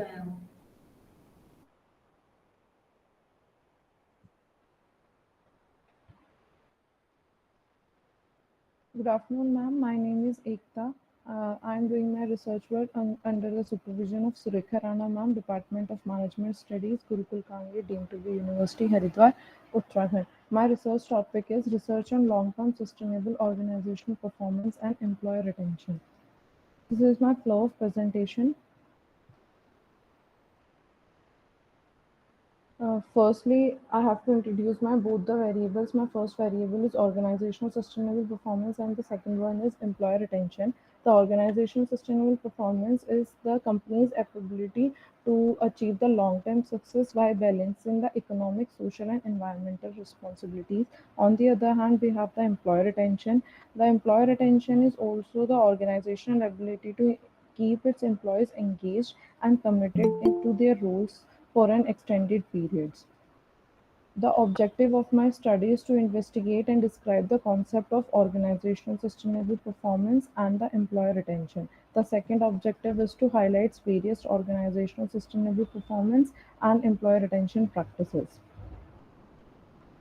This is my conceptual paper. So I have, for the research methodology, I have studied the literature currently present. The concepts of both the employer retention and the organizational sustainable performance are the like employees are the lifeline blood of an organization, and the retention of employees is a critical part for every organization. So it makes a very important for an organization to retain their employee in an organization for the long term. The main objective of my study is to investigate the practices. So these are the practices I have been investigate through the literature present. uh, for the organizational sustainable performance, the first practice is to sustainable resource management, efficient use of resources, including energy, water, and raw materials, to minimize the waste and the reduced cost. The second practice is to corporate social responsibility, engaging in initiative that benefit society, such as community development program, ethical sourcing, and the third practice is employee engagement and well-being, implementing policies that promote a healthy work-life balance, professional development, and mental health support to retain talent. Fourth is the diversity and inclusion, creating a diverse workforce and fostering an inclusive culture that values different perspectives and backgrounds. Fifth is the sustainable supply chain practices, working with suppliers who prioritize sustainable and ethical practices, ensuring that the entire supply chain align with organizational values. Then we have the six practices as environmental impact reduction, adopting practices to reduce carbon footprint such as recycling, reducing emission, and utilizing of renewable energy resources. The seventh, we have the stakeholder engagement, regularly communicating with stakeholders to gather feedback and align business practices with their expectations and their needs. The eighth practice is transports reporting, disclosing sustainable effort and performance through regular report to build trust with stakeholders. And the ninth is the long-term strategic planning, integrating sustainability into the core business strategy to ensure long-term viability and adaptability to changing market conditions. 10th, we have the sustainable innovation, encouraging research and development focus on creating products and services that meet sustainability criteria.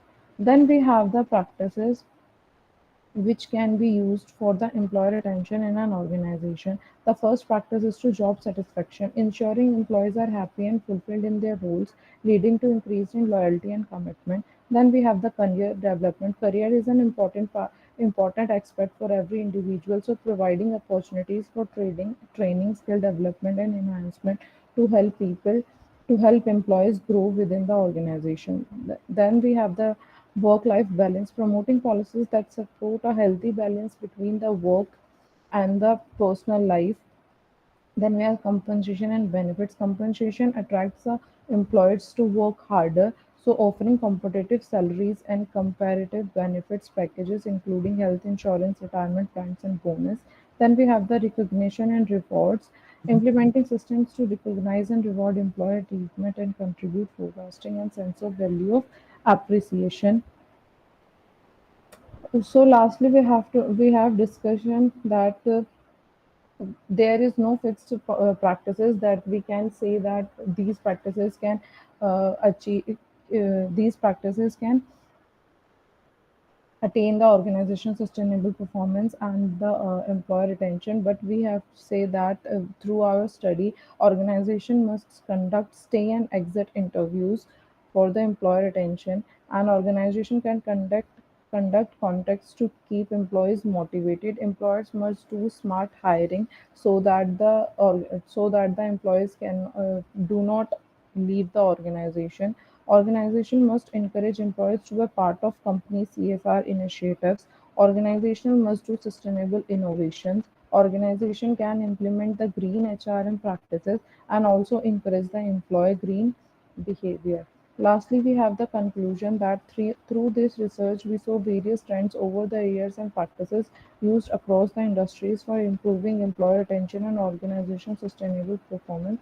For any organization to survive in today's ever increasing competition, where employees poaching is on race, it is very important to retain their best employees and to keep them committed towards organization and then gain the competitive advantage. It is necessary to increase sustainable performance of the organization.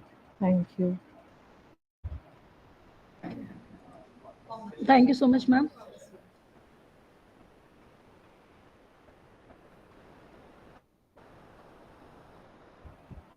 Sir, any questions? No question. Okay, thank you so much, sir. Subeba ma'am, are you there? Yes, ma'am. Good afternoon. Yes, yes. Sir. Okay, ma'am, just a second. Yadav, sir? Yes. Yes. Huh. Please. Yes, madam. Sir, principal sir wants to talk to you. Yes. Please. Yes. Sir, please.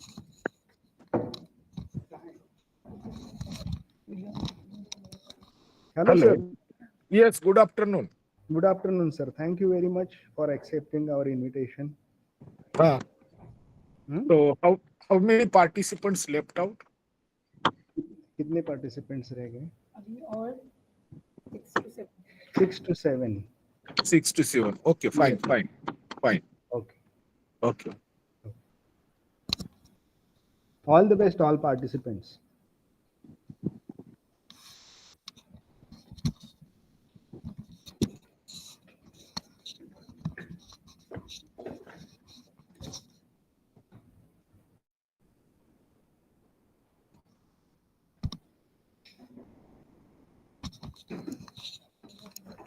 Hello.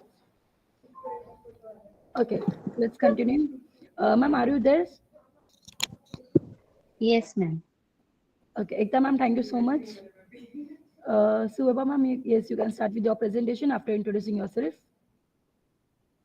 A very warm good afternoon to everybody. Myself, Soiba Danish Sayyed. Today I'm gonna present my PDF regarding entrepreneurial finance in digital era.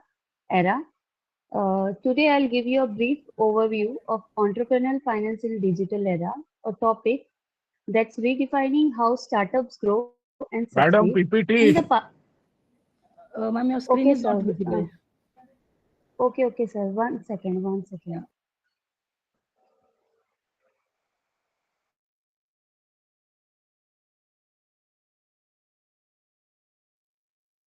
And you have to introduce once again.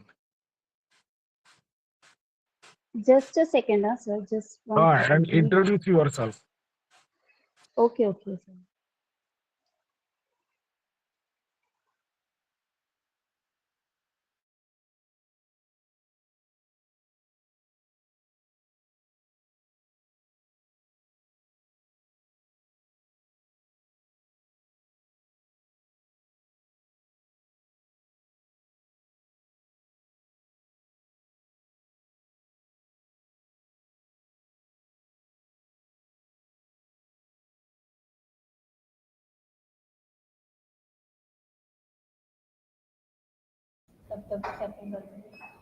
Ma'am, you there?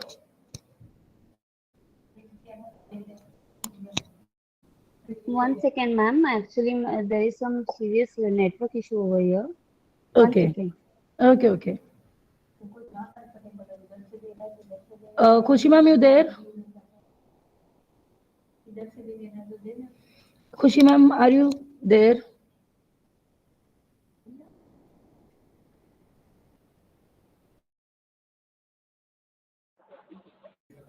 Akshay का ले ले Akshay ready है तू Hello, ma'am. Yes, Khushi ma'am, am I audible to you?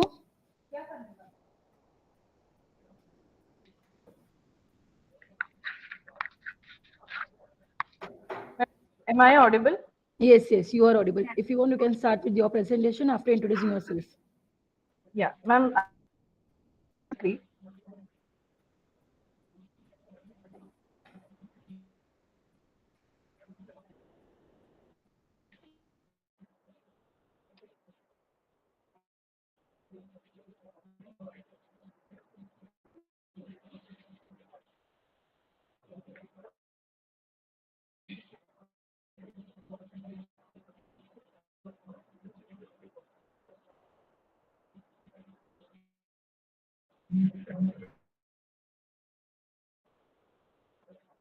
Ma'am, is the slide visible?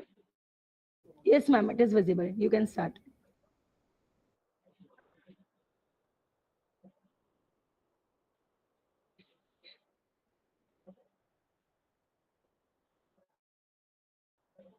Good afternoon, sir.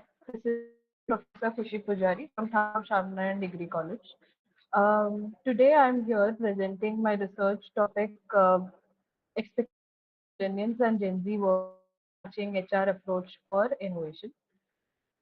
Today I will be talking about the research exploring how HR departments can improve by using modern tools and leadership styles that match the value of younger employees.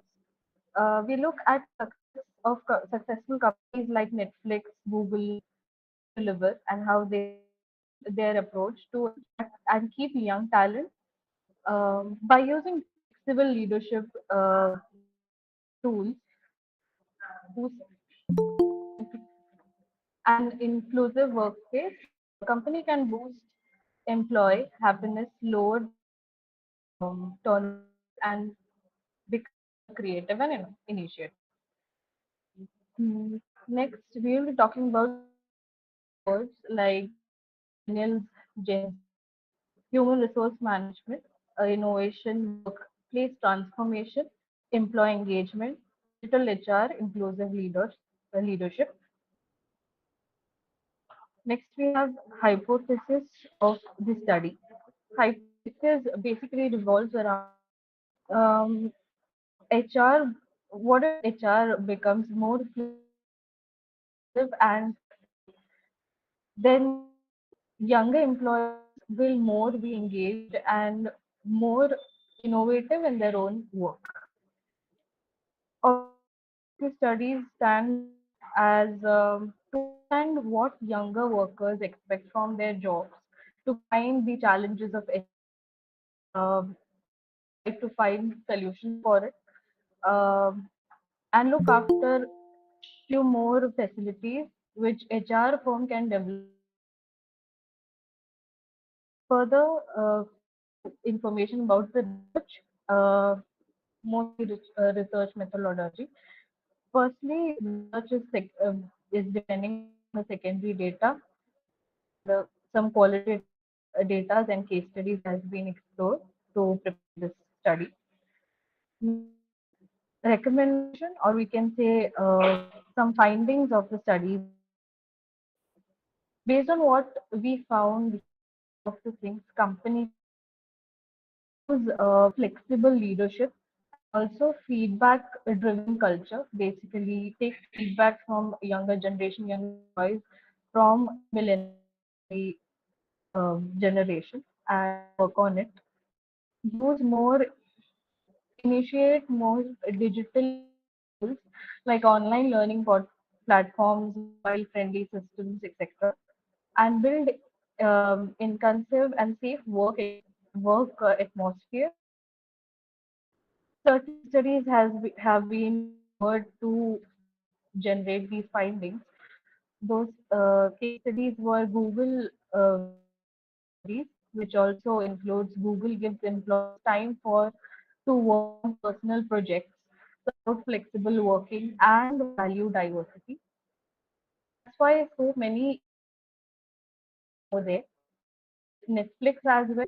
Net- Netflix gives a lot of freedom and trust employee to take responsibility, experiment with how Gen Zs and millennials work in their work culture, and results are very productive and very unique as well. Lastly, we'll see the conclusion. Um, Basically, in short, what millennial and Gen Z want to work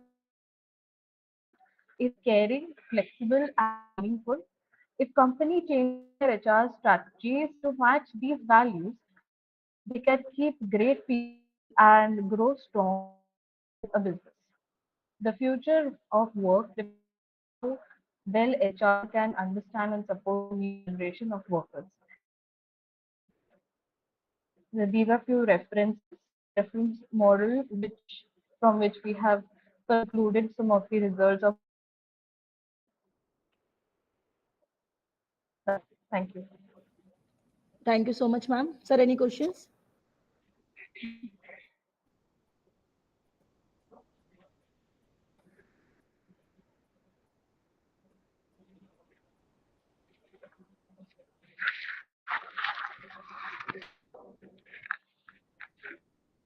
Sir, any questions?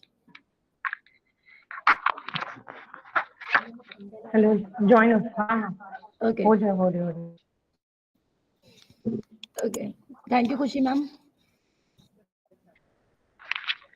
Am I audible? Yes, yes, you are audible. Yeah, 1 minute.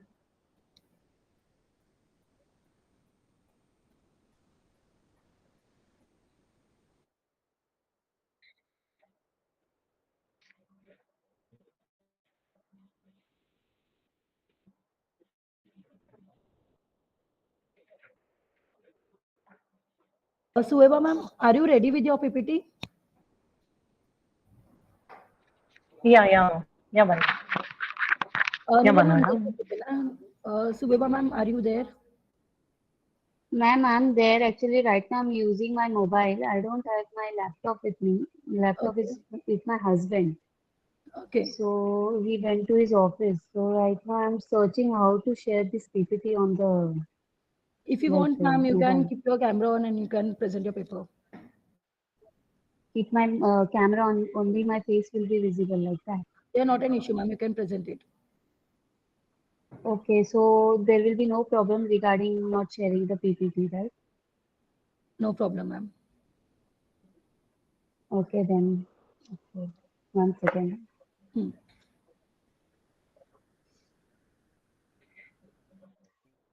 Am I visible, ma'am? Yes, yes, ma'am. You are visible. Yeah. Good afternoon. My name is Soiba Danish Sayyed. I'm a student of Navneet College of Commerce, Arts and Science, Mumbai Central. Right now, I'm pursuing MCom second year. My PPT is regarding entrepreneurial finance in digital era. Um, Today, I'll give you a brief overview of entrepreneurial finance in digital era, a topic that's redefining how startups grow and succeed. In the past, the entrepreneurs mainly relied on bank or personal savings for funding. But in today's digital age, the landscape has drastically changed. Technology has opened up new and innovative ways to raise capital. Crowdfunding platforms like Kickstarters, equity crowdfundings, portals, peer-to-peer lendings have given small businesses direct access to global investors. Entrepreneurs can pitch their ideas virtually and secure funding from investors anywhere in the world. We are also seeing impact of blockchains and cryptocurrencies, where initial coin offering and tokens have emerged as alternative fundraising methods. And although they come with regulatory risks, they are highly preferred. Most importantly, digital tools like financial analytics (AI) help startups make smarter financial decisions. To sum up, the digital era has democratized access to finance, empowered innovation, and accelerated startup growth. But it also demands that entrepreneurs stay informed, tech-savvy, and ethical in their financial practices. Thank you.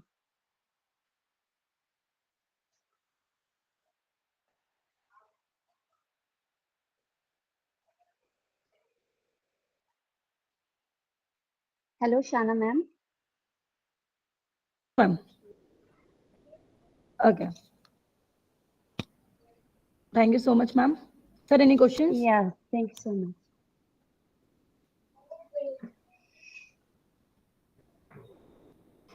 Sir, any questions?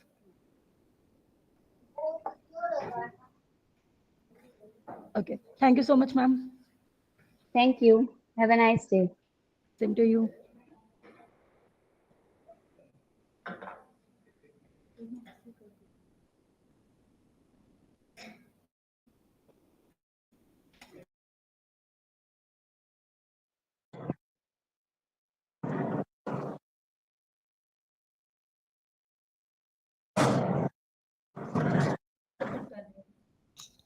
Okay.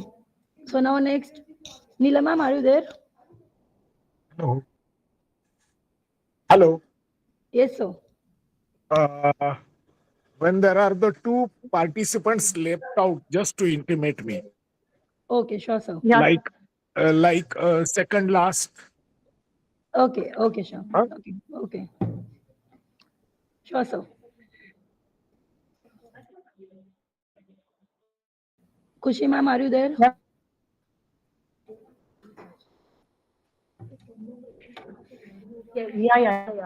Okay, Neela ma'am, you can start with your presentation. Please introduce Yeah, yourself ma'am. and Yeah, then you thank can you, thank start. you, thank you. Okay, Yeah, thank you. welcome.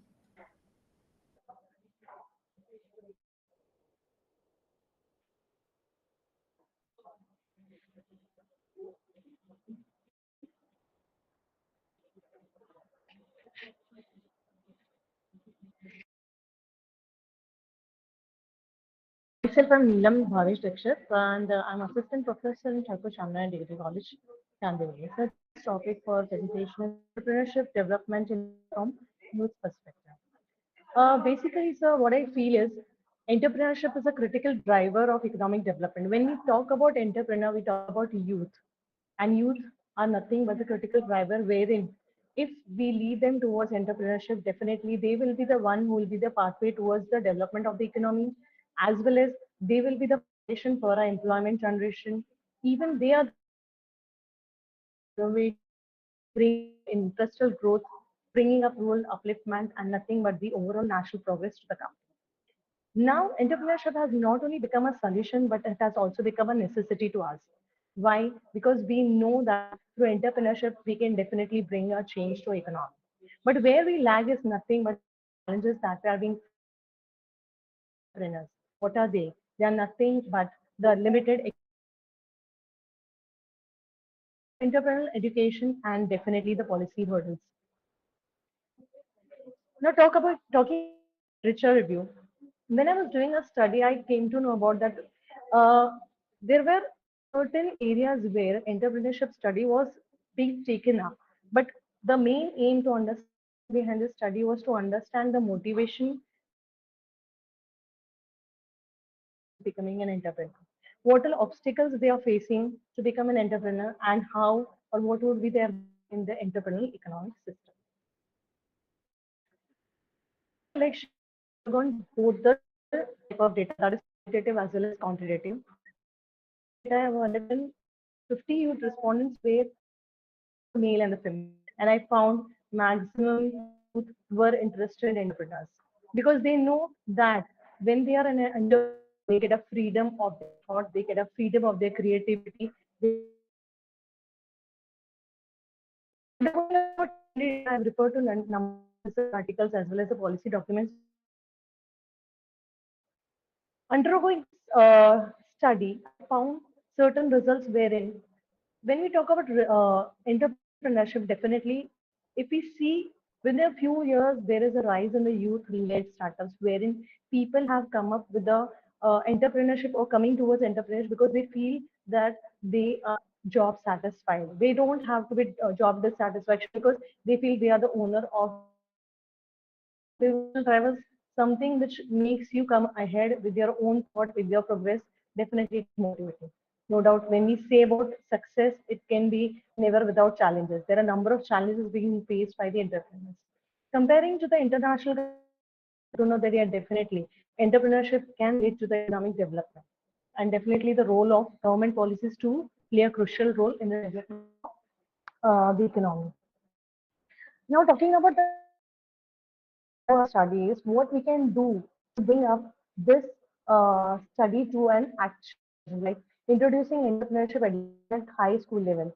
We can understand that now we have a new education policy wherein it has inculcated a curriculum study wherein not only British knowledge, but wherein they are interested in having a multidisciplinary study. Secondly, expanding access to the government funding. There are certain which are not taken care about, sir, like two-tier, three-tier areas, which are rural areas. Sorry. Then creating a dedicated networks wherein good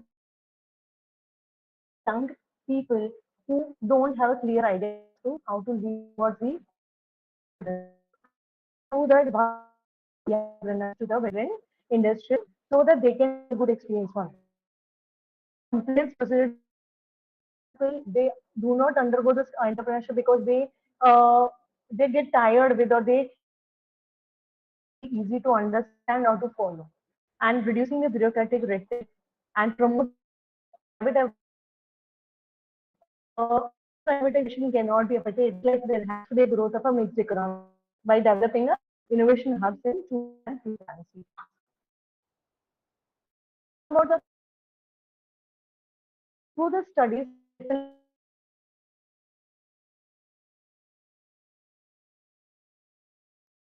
funding. See, without definitely just putting not work out. It is the finance which is required.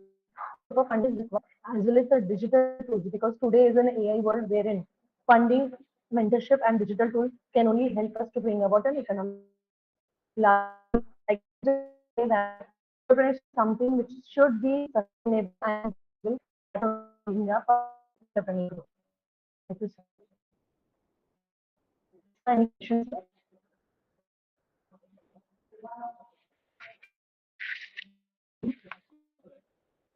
Hello.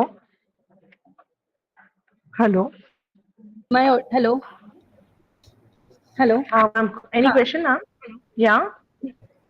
Sir, can we proceed ahead?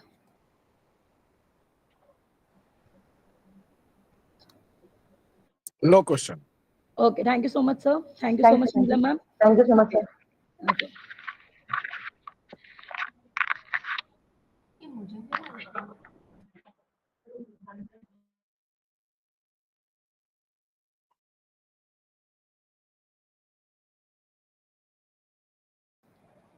Now I would like to call Sagar sir to present his paper.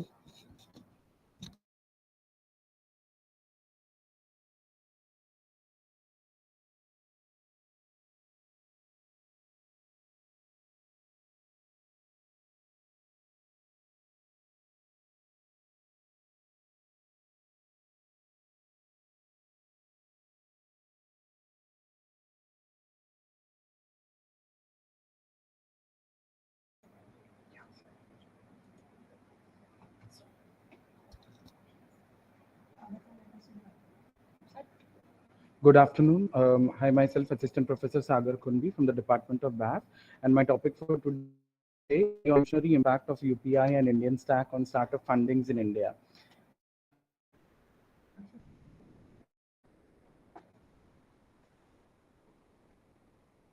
The abstract suggests UPI, Unified Payment Interface, and Indian stacks, which includes Aadhaar, eKYC, eSign, DigiLocker, and UPI. Basically, UPI during the involvement of 2016, emergence took place and it gives boom to fintech services and revolutionary impact of India's financial ecosystem. Significantly, it has an impact on startup fundings and entrepreneurship finance.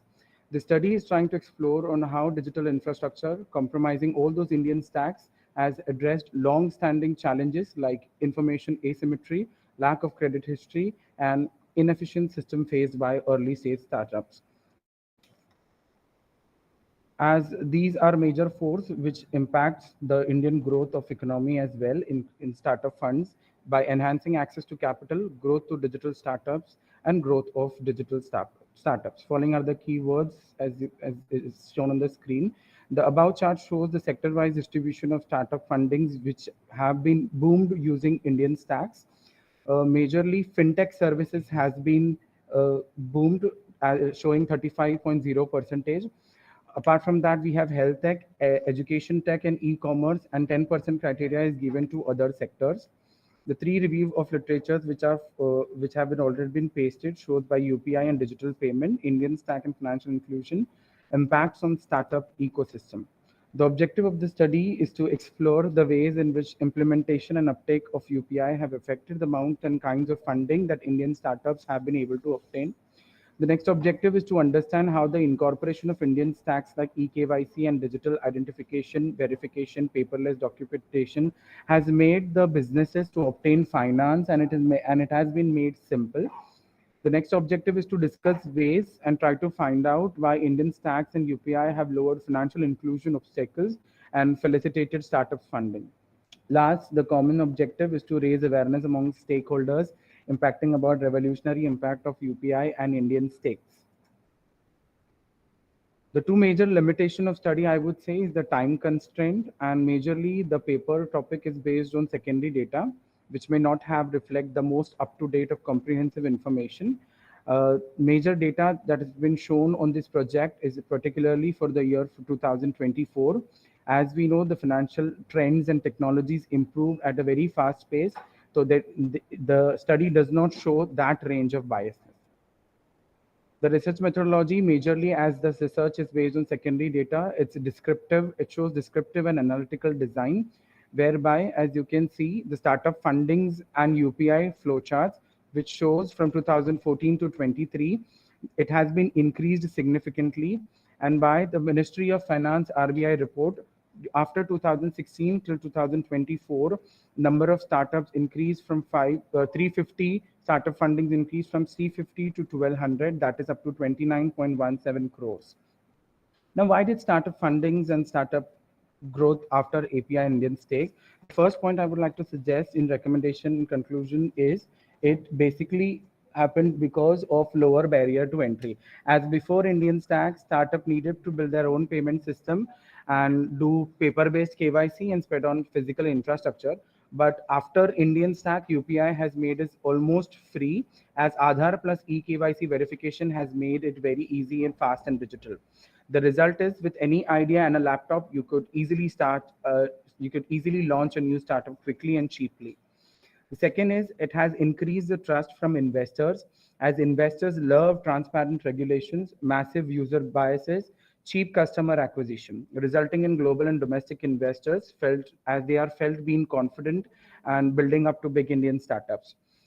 After UPI and Indian stack implementation in India, we have found that there has been explosion in fintech innovation, as UPI and Indian stack has lending with, as there is no need of physical documents as everything is online, and there is boom towards microfinance, and wealth management has also happened in mobile phone. So investors has poured money into this scalable high impact ventures. Better data and smart lending has happened because of this, and also new business models have become possible. Like for example, I would say like subscription apps, We have subscription apps, and we also have D2C trends, etc.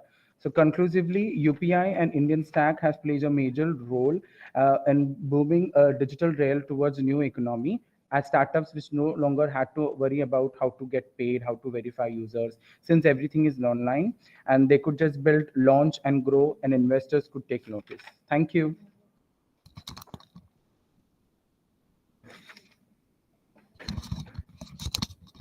Thank you so much, Sagar sir.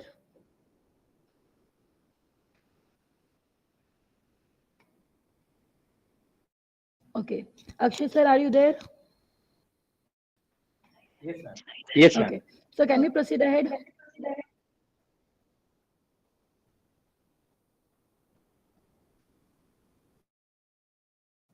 So can we proceed ahead?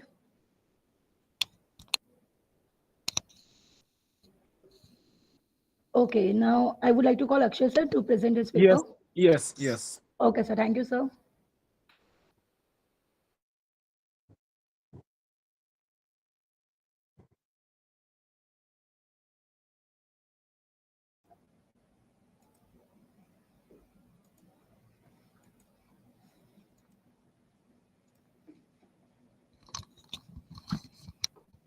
Am I audible? Yes. Am I audible?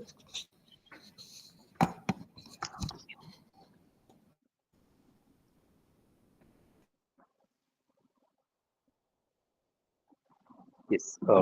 Good afternoon, everyone. So my name is Akshay Dandia. I'm working as an assistant professor in the BMS department of Thakur Chamnaran Degree College. Okay. Now I would like to engage you in a research project that I've done, a research paper that I'm trying to publish. That it is about a rise and use of artificial intelligence and machine learning in packaging process of Amazon pre and post-COVID. A certain trend analysis along with a certain qualitative analysis has been done in this research. Now, the introduction encompasses the rise of internet and rise of e-commerce, which is basically starting all the way from 1999 to 2023. Okay, and then also it engages us with the implementation of many e-commerce websites and e-commerce platforms. So Amazon having 31.9% of dominance on the worldwide e-commerce platforms has a good amount of businesses maintained, and one major observation that we can always link to is the amount of packaging material that Amazon uses. Okay, now that packaging material which is being used by Amazon or any e-commerce platform needs to be in a question, because amount of wastage, amount of waste that is being created by these e-commerce platforms through the packaging is immense. Now, packaging innovations that are there, which are causing a lot of waste generation and a lot of problems to marine as well as terrestrial environment, has to be a certain has to have a certain look upon it. Okay, so Amazon has used multiple sources and multiple ways by which it can reduce and optimize its packaging processes. So our use of artificial intelligence and machine learning is one of them. Okay, this study covers the use of uh, artificial intelligence and machine learning from 2019 to 2023. Now, the review of literature encompasses the e-commerce expansion, which has been expanded or blown up from 250 million from 1999 to 2.3 billion in 2020. Now, environmental impact that we can easily understand along with the study and along with just by vision and the news that we get from all the places is plastic packaging that has created a lot of havoc in marine environment, terrestrial environment, and any kind of environment, even in the cities.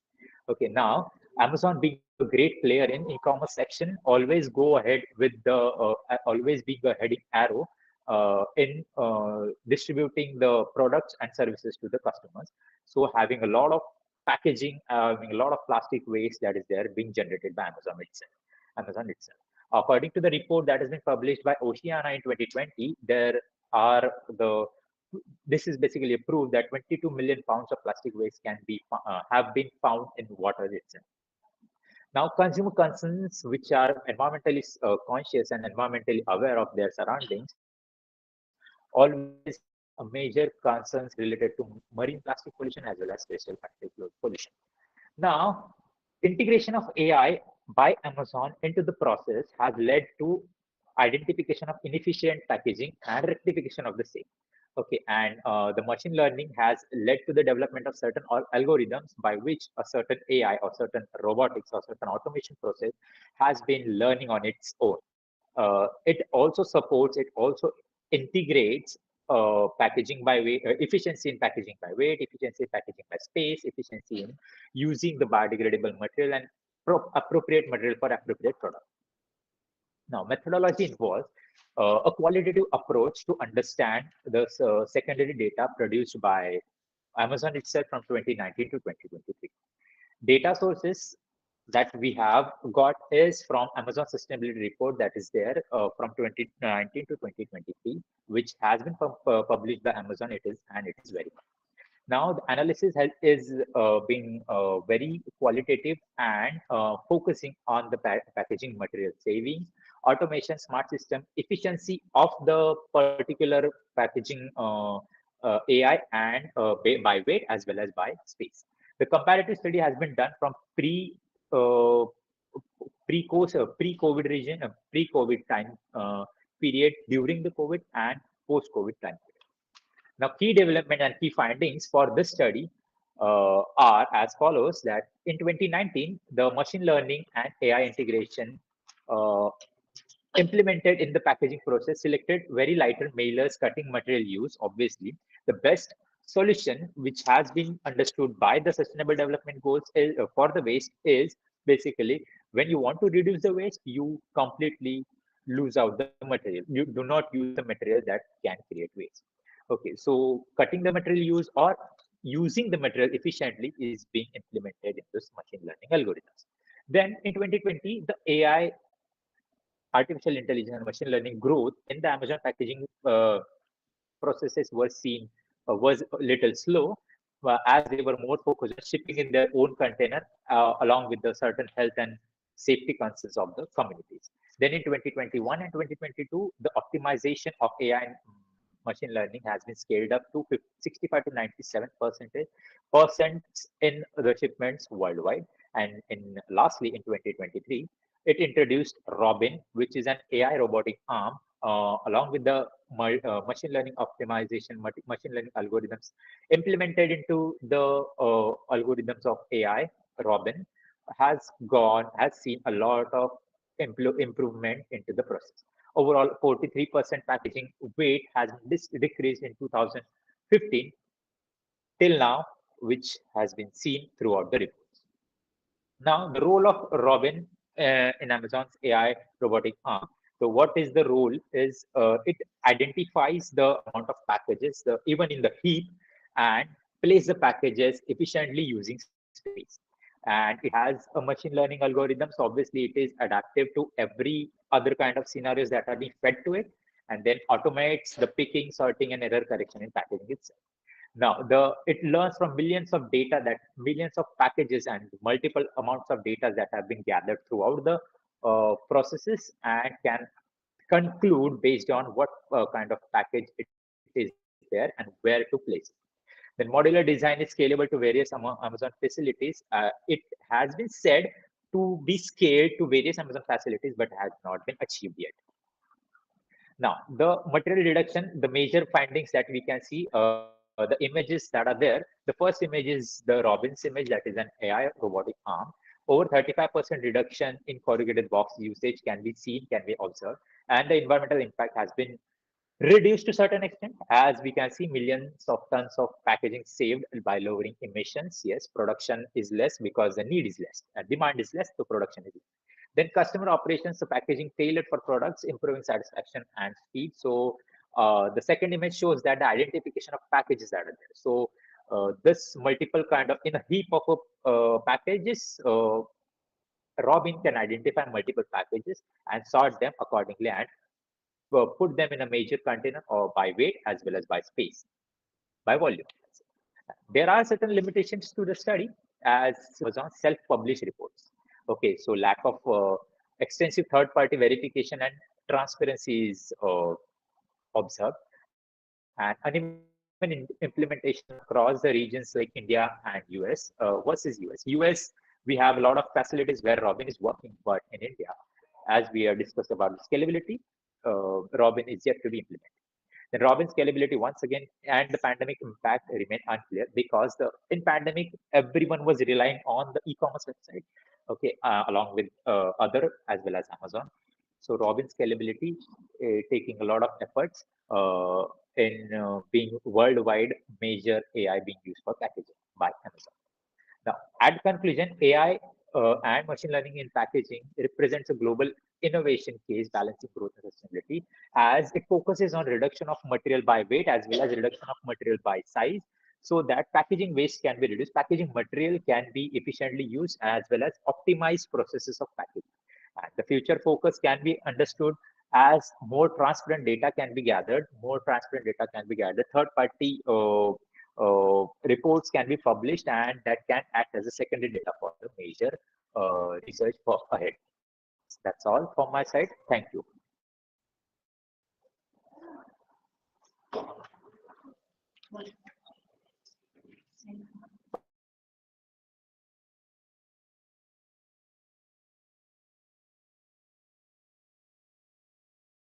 Thank you so much, Akshay sir.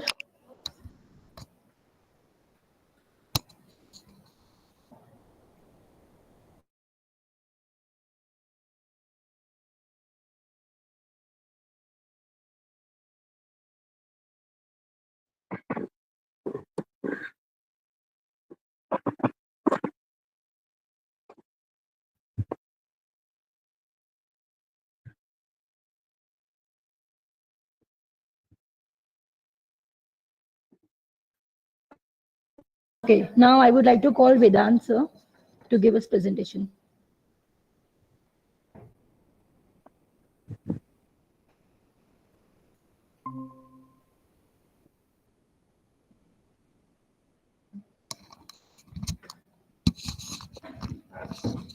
Hello. Good afternoon, sir. Am I audible? Hello. Yes, yes. Yes, sir. Okay. Good afternoon, sir. This is Professor Vedant Kasbazai from BMS Department, Assistant Professor. Actually, the main reason why I selected this topic is we being a population of 150 crore people and not everyone can earn their livelihood equally. There was some need, and as you can see, there is a plant there which is shrinking. Same thing I believe is happening with our economy, where many people are under forced and they are not given the equal opportunities which they can. Being a student of HR College of Commerce and Economics, represented my college at IIT Bombay and IIT Delhi with my projects, and being a semi-finalist in the global competitions, I believe I have to pave the way for significant contribution. Now, the main topic which I now have to I am planning to summarize here is the challenges faced by new age entrepreneurs in India in street food business. Now, I believe being a population of 150 crores and education is not perceived by everyone except a few states. The second choice where the people can earn their livelihood is by earning something to the street food business, where they can try to manage or explore some opportunities. But a lot of people are now having introduced in the food truck business. They are opening the stalls, but due to some constraints, they are not able to expand the business voluntarily. Now, abstract, if I have to summarize, is that India's street food sector holds promise for modern entrepreneurs. Many of the educated people are also turning towards a food business because, as I said, food is something as a necessity. It's not a luxury. We all need to eat and we need to maintain the business. The main problem which is coming here is that many people don't know the rules and regulations and they are facing some financial constraints as well as also we are facing some issues, infrastructural issues that are leading to limited growth. The introduction and the methodology, the data is taken, it's a secondary data which is collected through various websites and it's collected from government sources, media agencies and reports. My main focus area here is the legal, infrastructural, consumer and market dynamics, how the market is evolving, how the market is changing and how it is impacting the people in the long run. The key challenges which I think the people face first, if I have to start with, is regulatory barriers. There is inconsistent licensing and policies. Many of the people who are opening street food business, they don't have proper license, which creates a impact on the hygienic conditions of the food. And also, many of the people, they don't check the hygiene, they just go and eat food, but it can lead to some consequences later on. The infrastructure gaps, there is a lack of clean water and waste disposal and electricity. India, being a developing nation and not a developed one, faces one of the biggest issue, that is of infrastructure. There are a lot of cities and a lot of towns where there is hardly any reliable sources of water, and still people are selling their food without pointing out the main impact of having a good disposal. Next point is about the waste disposal. Whatever things we are eating, India is known for high disposal rate, where the food, especially in the marriages or anything, it's not disposed of properly, and wastage of food is at a very high alarming rate. Now, if we take some African regions where the people don't even have electricity, they don't have food, they don't have water, if they are surviving like that, then why are we kind of emphasizing here consumer expectations? The consumer is expecting a good quality food, or they are expecting good quality materials when they are paying something, but I don't think they are getting that. Competition, there are organized food chains and informal vendors as well. And if I have to come and talk about technology, low digital skills and limited budget, many of the people, they prefer to start the business on a smaller scale due to limited financial constraints, and they don't have the proper skills to expand or market their business, which can limit their expansion in the long run. The additional barriers are financial access. If I have to talk especially about the rural areas where maybe 74% of our country is staying, they don't have proper documentation, where the banks may not be able to give them proper credit facilities. The skill deficiency, many of the people, they lack the skills needed to set up the business. And pandemic, a lot of people suffered a high margin of losses, and they had to shut down the business in pandemic. What I recommend is that we have to follow the regulations, improve infrastructure, and offer microcredit facilities, especially to people from the rural areas, where they can use this type of skills where they to earn something, to make a livelihood. We definitely need support of vendor training and digital inclusion. We have to digitalize the skills and offer it to the people. And I conclude that with right support, India's street food business can drive urban micro entrepreneurship as well as rural. Thank you, sir. I'd like to conclude my abstract and the research paper here. Any questions, if you have, sir? No question. No question. Thank you.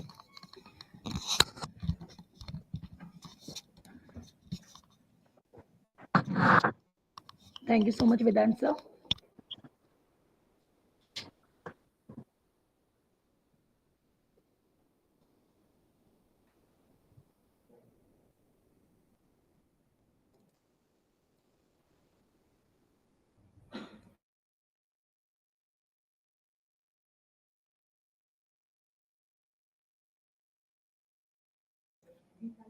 Hitali ma'am, are you there?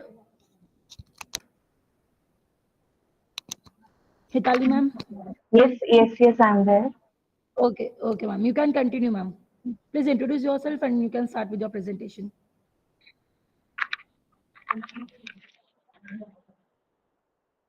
Hello, I am Hitali Vendavi from Thakur Shamnarayana College. My topic is environmental regulations and their impact on yes,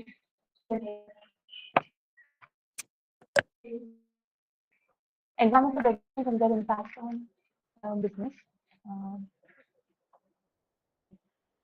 we'll be discussing about how the regulations is affecting the production cost, how business is adapting alternative investment, and they're trying to locate the areas in with weaker regulations.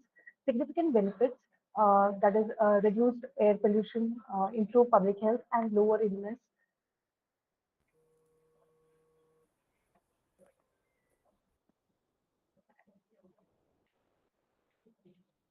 Why do we need regulations? Basically, there is a rapid growth in uh, Indian economy. That is why there is a lot of infrastructure degradation. The key contributors in this is industrialization, urbanization, and population drive. The visible impact is air pollution, water pollution, deforestation, and unsustainable resources. The objective of the study is analyze the economic benefits of environmental regulations on business and how Indian companies cope up with the regulatory needs through innovation and strategic adjustments, examining a larger social and health issues accruing from environmental regulation. Now, I have used this research is based on secondary data and a review of existing literature, including government publications, academic research, and articles. Um, my research and findings laws which are being has act as a pillars of environmental law. First is your Environmental Protection Act 1986, which overall environmental which addresses water pollution and conservation. The air prevention control focuses on air quality management, and we have National Green Tribunal provide specialized forums. Now, basically, if there is environmental regulations, there are pros and cons. We are trying to balance it. There are balancing constraints and opportunities. Now, because of the regulations, the companies and the business manufacturers has to adapt new technologies. They have to modify their manufacturing process. They have to take certain certifications and permissions from the authorities, which might increase their operating expenses about 5 to 12% according to the CII 2020. There are some long-term rewards also, lower penalties for compliances. It enhances the operational efficiencies, plus it improves the corporate reputations. Now, there are certain immediate financial implications, basically, which are capital intensive because of the regulations. Equipment you have to install according to regulatory body, the instructions given by the regulatory body, that is, example, scrubbers and effluent treatment plants require a substantial capital. You need to have alternative fuel resources. You need to use sustainable, renewable energy. Then there are regular audits and which are taken by the regulatory body.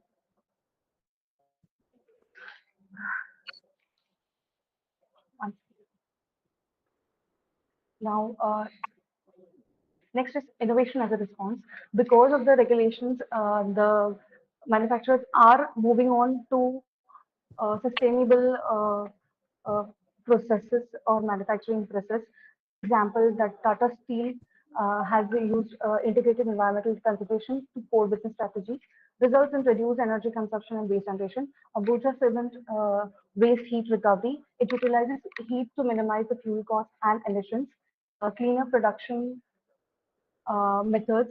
Environmental laws drive companies to adopt sustainable practices.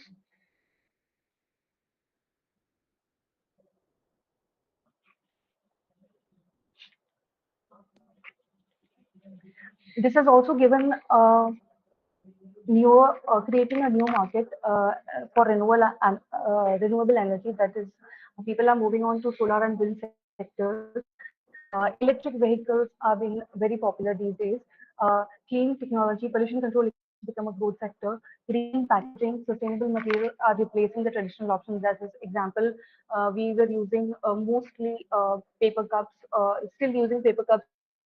We are shifting to more biodegradable products which are available. So this is the environmental regulations are promoting innovation also.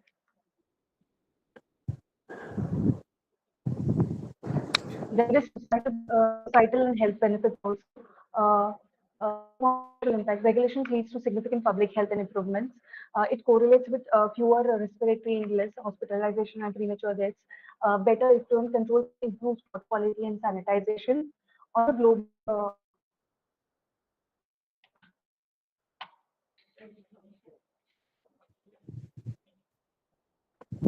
uneven playing field, basically in Maharashtra state, Maharashtra, Gujarat, Tamil Nadu have a stronger enforcement mechanism. Administrative capacity states with weaker capacity face implementation challenges.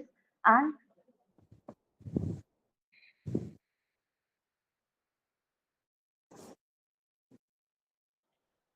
now Indian systems are progressive but faces enforcement challenges, example, stricter measures like we need stricter measures like China, Brazil, opportunities for India, strengthening digital monitoring. And last, I will conclude with regulations are crucial for sustainable economic growth. Compliance costs minor compared to the long-term benefits. Regulations drive innovation, efficiency, clean market, proactive companies gain competitiveness and trust. Significant societal benefits underscore the importance of environmental governance.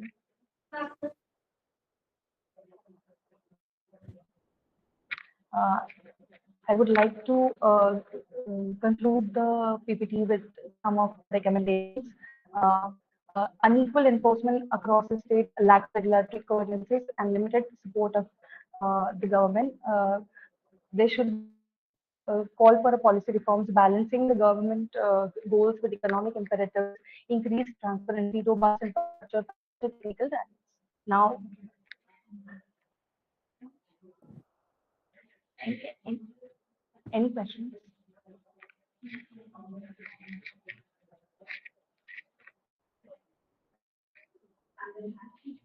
No question, madam. Okay, thank you. Thank you so much, Itali ma'am. Okay. Aparna ma'am, are you there? Yes, ma'am, I'm here. Okay, ma'am, please proceed. Ma'am, if you could give me the share screen option, so I will share my PPT. Okay.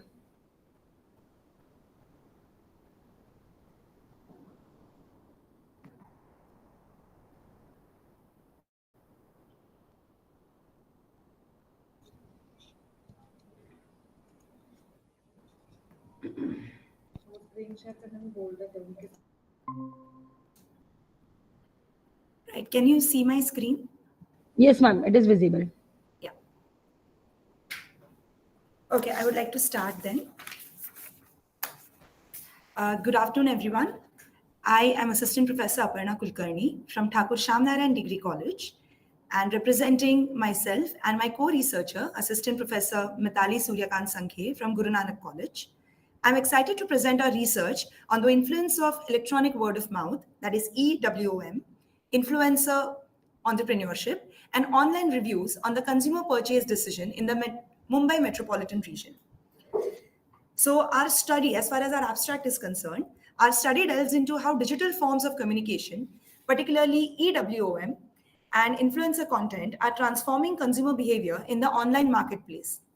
With Mumbai being a tech-savvy and densely populated commercial hub, understanding these patterns is both timely and essential. Also, we are investigating the effect of review volume and average ratings on decision-making. What we are trying to understand is to get an idea of how the rapid growth of digital platforms and rise of social media influencers affect the consumer behavior. Extensive literature review indicated growing trend in consumer reliance on digital opinions before making purchase decision. Research supports that EWM, often disseminated via social media and review platforms, carries more weight than traditional advertisement. Furthermore, the influencers, especially those who are perceived as authentic, they are increasingly being viewed as entrepreneurs whose endorsement can shape public perception. Every time an entrepreneur gets some sort of influencer backup, I think they are the ones who encourage influencers a lot. Our objectives here are very, very clear. Firstly, it is to examine the impact of EWM that includes the influencer-generated content on consumer trust and purchase intentions. Secondly, to assess the role of online reviews and influencer endorsements in shaping brand perceptions and consumer attitudes. And thirdly, to investigate the influence of review quantity, average ratings, and source credibility. Our hypothesis was pretty clear: to see if gender differences exist in the value placed on online reviews. Our null and alternate hypothesis tried to find out significant difference in how online reviews shape brand perception across genders. What we found out was there is a significant difference when it comes to different genders. Our second hypothesis spoke about gender significantly affecting the online reviews in shaping the perception of a brand. Our null and alternate hypothesis spoke about gender being significantly or not significantly affecting the importance of online reviews. Our ultimate key takeaway here was that gender does significantly affect. Our research methodology was very simple. It was a structured, descriptive design to gain insight into consumer reactions to influencer content and EWM. We used both primary data using structured questionnaire and secondary data using journals and reports. A probability sampling technique was used with a total of 52 respondents, including both male and female. And at the same time, we used statistical tools such as ANOVA to find out the differences between consumer perception across demographic groups. The sampling unit for this research were individuals residing in Mumbai metropolitan region. When it comes to our recommendation, we have given recommendation based on our findings, which talks about partnering with credible influencers to boost trust and reach, since there are a lot of influencers in the market currently. Secondly, to focus on high quality, authentic reviews over quantity. Thirdly, use emotional storytelling in reviews and influencer content. The businesses should tailor content based on gender responsive analytics. Make sure monitor and respond quickly to negative reviews. Also, brands must actively manage online reviews as they are now a powerful arm of consumer perception management. At the same time, combine EWM and influencer strategies in digital marketing. Lastly, I would like to conclude by saying that EWM and influencer entrepreneurship are not just digital trends. They significantly influence purchase decisions. They are redefining the marketing landscape. The demographic factors like gender have minimal impact. Review, volume, emotional tone, and source credibility is something that matters the most here. Our research shows that online reviews and influencer content, when credible and relatable, can significantly influence consumer decisions with observable gender-based patterns.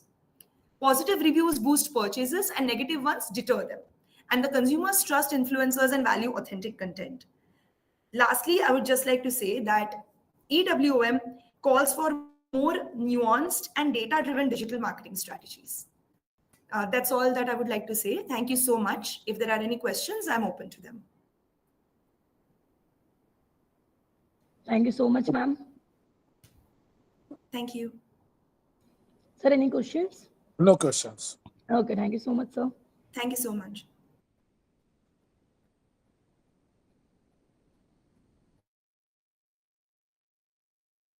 Okay, now I would like to call Hardik, sir.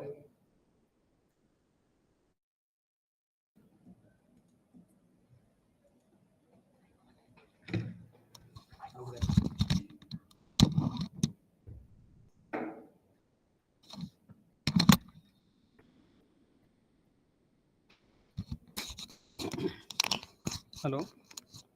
Good afternoon, sir. Am I audible?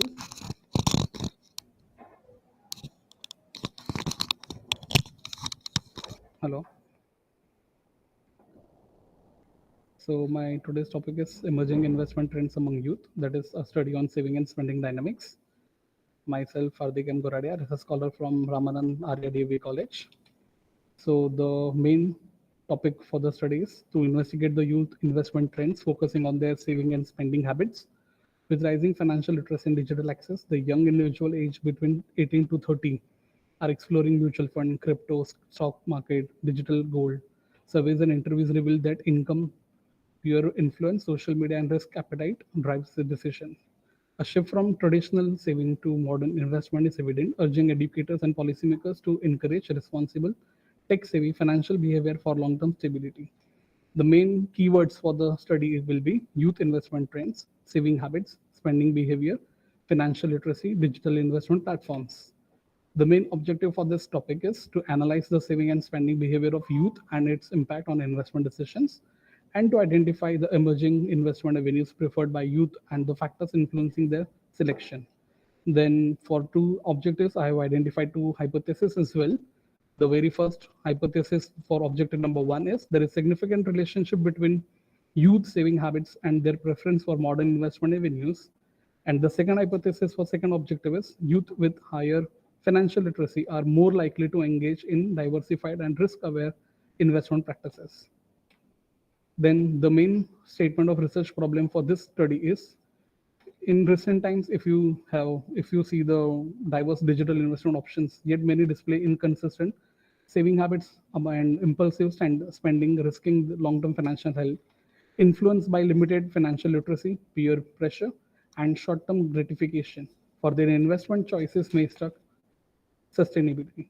This study explored how such behavior impact financial planning and seeks to identify key influencing factors, offering insights to help educators and policymakers to promote informed, responsible investment among youth and individuals. The methodology will be quantitative data was collected from 75 individuals to stratify in random sample method. Semi-structured interview with 25 individuals produced qualitative insights, and the sampling with the goal of acquiring representative sample of the population that spans range of ages, economic statuses, and financial knowledge. The sample size was 75. Then I would like to conclude my topic like youth investment behavior is shaped by financial literacy, social influence, income stability, and risk tolerance. Despite access to digital problems, limited financial knowledge leads to poor saving and impulsive spending. Peer pressure and short-term gratification further hinder smart investing. This study highlights the need for targeted financial education and digital literacy to guide youth towards sustainable financial habits, empowering them to make informed, responsible investment choices for secure financial future. Thank you so much. Any questions, sir? No question. Thank you so much, sir.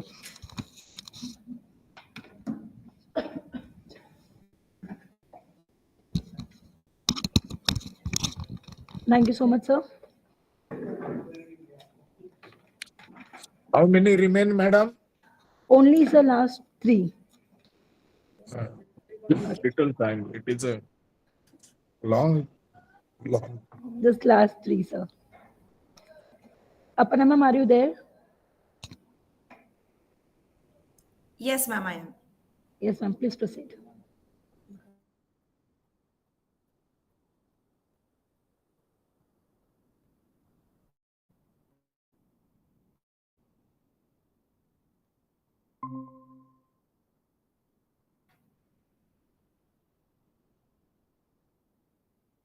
Okay. Yes, my PPT is visible, ma'am. Yes, madam. Yes, yes. Okay. Hello, I am Aparna Kulkarni, research scholar from Ramanand Arya DAV College. My presentation today is based on my research paper titled Adaptability Quotient as a Strategic HRM Tool, Enhancing Employability of Undergraduate Faculties. In this presentation, I will share the key findings of my study on the role of adaptability in the employability of faculty in Mumbai University. In higher education sector, there is rapid transformation that is undergoing, driven by technological advancements and evolving pedagogical approaches. This necessitates that faculty members are not just experts in their fields, but also highly adaptable to new ways of teaching and engaging with students. Adaptability quotient, or AQ, is crucial for faculty to remain effective and relevant. It also makes them able to adjust to change. While the importance of adaptability is there, they have recognized it. There is no need to specifically understand how AQ influences the employability. That is the reason my research addresses this gap by exploring how AQ can be a strategic tool for enhancing their employability. As far as my literature review is concerned, Next. Madam, next. Okay, sir. My research methodology was where I collected my data from 125 undergraduate faculty members based on stratified sampling on different qualification levels. And my statistical analysis was ANOVA and SPSS.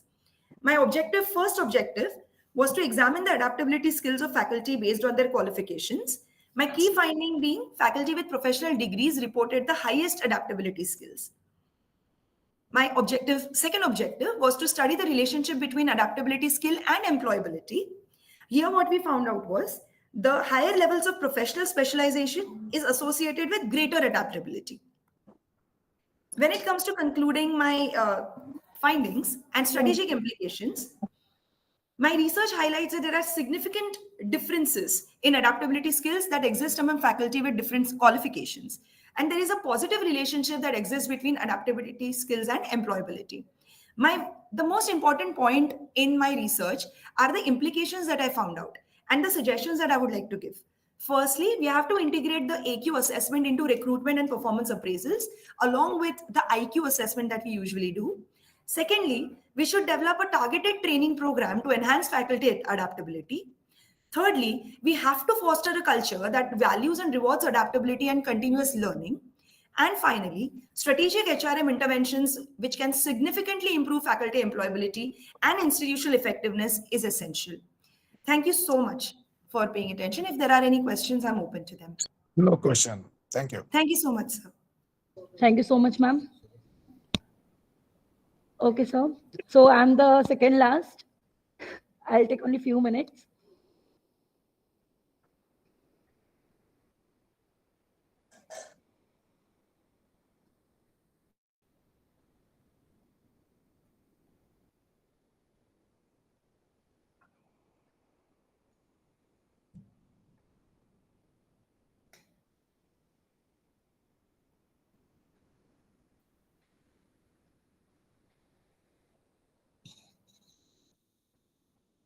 So I, Sana Sheikh from ZSCT's Thakur Shamnaran Degree College, and my topic is entrepreneurial obstacles, identifying and conquering the biggest hurdles for new business owners. So basically, I was a little bit abstract. So overall, the summary of abstract is the study examines the key internal and external obstacles that entrepreneurs commonly face during the early stages of starting a business. And there are certain internal as well as external challenges which each and every entrepreneur face. So there are few keywords like university students, mobile application, and overcoming startup failure. Review of literature. So basically, there are three review of literature which I have basically put in this PPT. The first one, according to Bose, as it is the most critical internal barriers for the new entrepreneurs is a lack of well-developed business plan and vision. The second one, which highlights external factors such as market competition and economic instability, which significantly impact the startup survival. And the last one, the author discussed how resilience, networking, and mentorship play key roles in helping the entrepreneurs overcome both internal as well as external challenges. So while conducting this research, there were main three objectives. The first one, to identify key internal challenges which was faced by new entrepreneurs. Second one, to examine common external obstacles in early business stages. And the last one, to explore the practical solutions for overcoming these challenges. Now, research methodology. For this overall research, I have used secondary data. I have used a few journal articles and publication which were related to the topic of this study. So overall finding, there are internal challenges like developing business idea and vision, which become a major challenge for the entrepreneurs. Second one, raising of capital for startups, and then finding the right business location. Next, what we have concluded is external challenges faced by new entrepreneurs. The first one dealing with competition, also finding good customers very difficult. And the last one, unforeseen business challenges and expenses due to globalization. And there are few certain suggestions which is required to meet the challenges, like one should research the target market and analyze the competitive products, being optimistic towards the challenge phase, and expand the idea and vision to the potential investors. So the overall conclusion of this research is this study actually highlight the importance of how preparation, adaptability, and support in navigating the early stages of entrepreneurship. So at the end, we can conclude that, however, by understanding these challenges and implementing effective strategies, such as maintaining a positive mindset, presenting a strong business vision to investors, and seeking mentorship, entrepreneurs can improve the chances of success. And this study also highlight the preparation, adaptability, and support in navigating the early stages of entrepreneurship. Thank you. No, Any questions, sir? no question. Okay. Thank you, sir. Now, the last, I would like to call Megha ma'am. She's the last one.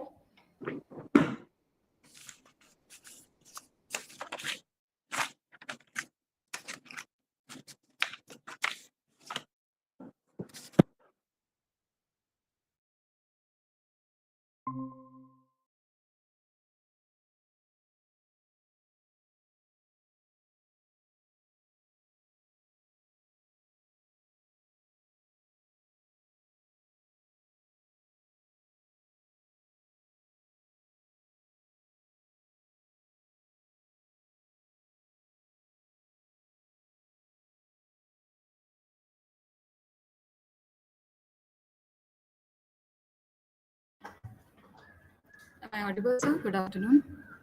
Yes, yes, please. Okay, sir. 1 second, sir. Just sharing the screen.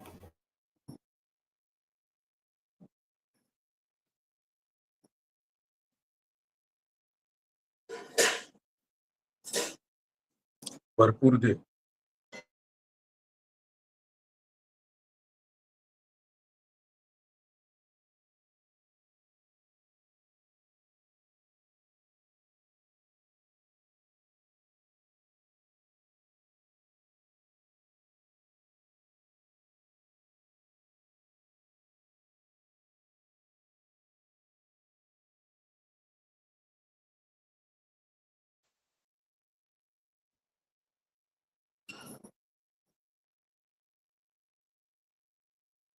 What happened?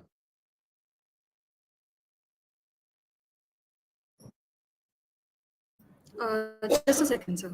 I'm just sharing the screen.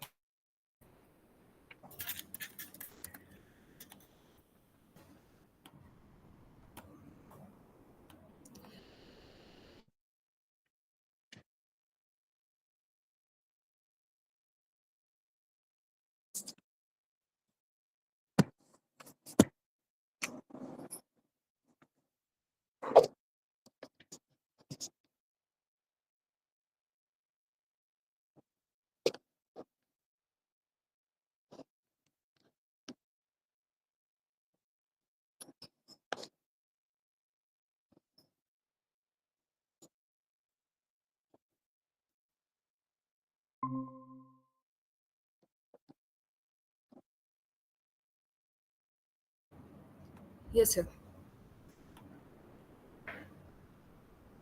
So can you share this? Check the screen. Yes. Yes. Okay, sir. Thank you.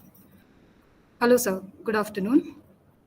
I'm Assistant Professor Megha Toprani Asher from the Thakur Shamnaran Degree College. It's an honor present my paper entitled Empowering Women Through E-Commerce and Digital Retailing at this national conference.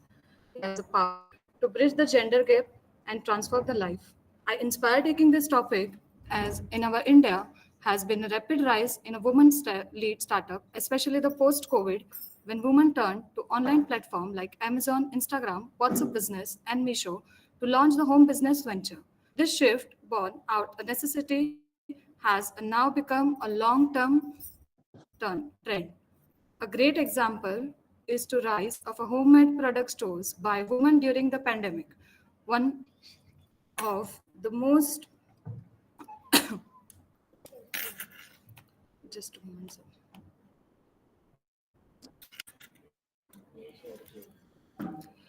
A great example is Rise a homemade product store by women during the pandemic. One of the women in my study, I know how to create product, but the struggle with the how to reach to the people online that stuck with the me and inspire deeper research.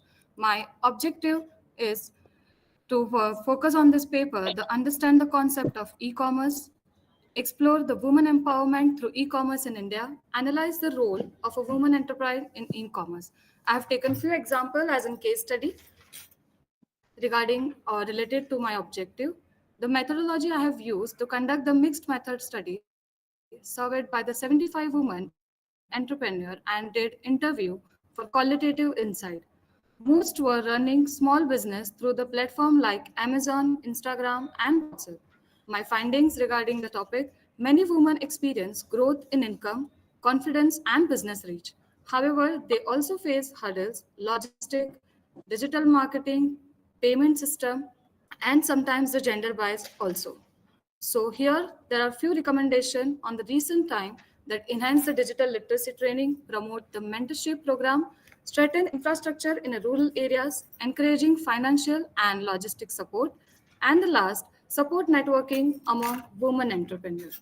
Here, my opinion that I believe e-commerce is not just a business tool, it's a social equalizer. It allows women to work on their terms and express their identity as a creator and entrepreneurs. We need more structured digital literacy, training, financial guidance to them to grow their business. I would like to conclude with this. Women are not just participating, they are leading and transforming the digital economy. With the right policy and educational support, e-commerce can be more powerful tool for inclusive growth. Thank you for your time. I look forward for your question and insight. Thank you, sir. So do you have any question?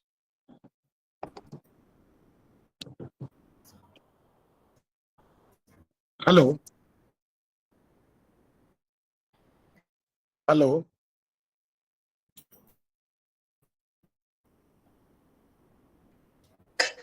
Yes, sir. Hello. Over. Yes, sir. Yes, Yes. sir.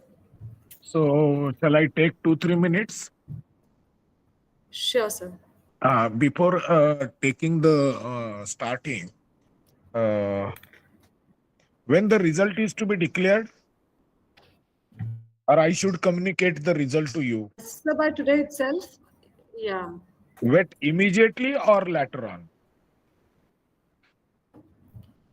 Yeah, Sir, immediately after few minutes. no, my result is ready. So whether I should declare or Okay, I sir. should communicate to you. Sir, actually, you have to mail me. Either you can mail me or else you can WhatsApp me. Can you make a call to me? Yes, sir. Yes, sir. I'll do it now, sir. Yes. Okay. So before we conclude, I would like to request you, the Principal Dr. V.N. Yadav sir, to share his overall feedback on the researcher's presentation and session as a whole. Your insight and suggestions will be immensely valuable for all of us. Okay. Okay. First of all, good afternoon to all. Are you Good audible? afternoon, sir. Yes, sir. Are you able to hear me? Yes, sir. Yes, sir. Yes. Yes. The first important, thanks to the chairman and CEO and the other trustee of the institution on behalf of the all participants, unless and until they can provide the platform, it is not possible to the participant to express their study or the opinion or the research output. So whatever the platform which have been provided by the institution to the all over researcher of India. The second, I thanks to the principal Dr. Giri GD for providing me an opportunity to observe and review of their research paper for a long period of time. And the next, thanks to the all teaching and non-teaching staff and all the conference members who have taken a long painstaking efforts for conducting this seminar or conference at the national level. And finally, I thanks to the all research scholars for taking the efforts, giving the exposure to all over the country through this conference. Almost right from the morning after the inauguration, total there are the more than 25% research scholars have published the paper. And all the research scholars from the different parts of the country,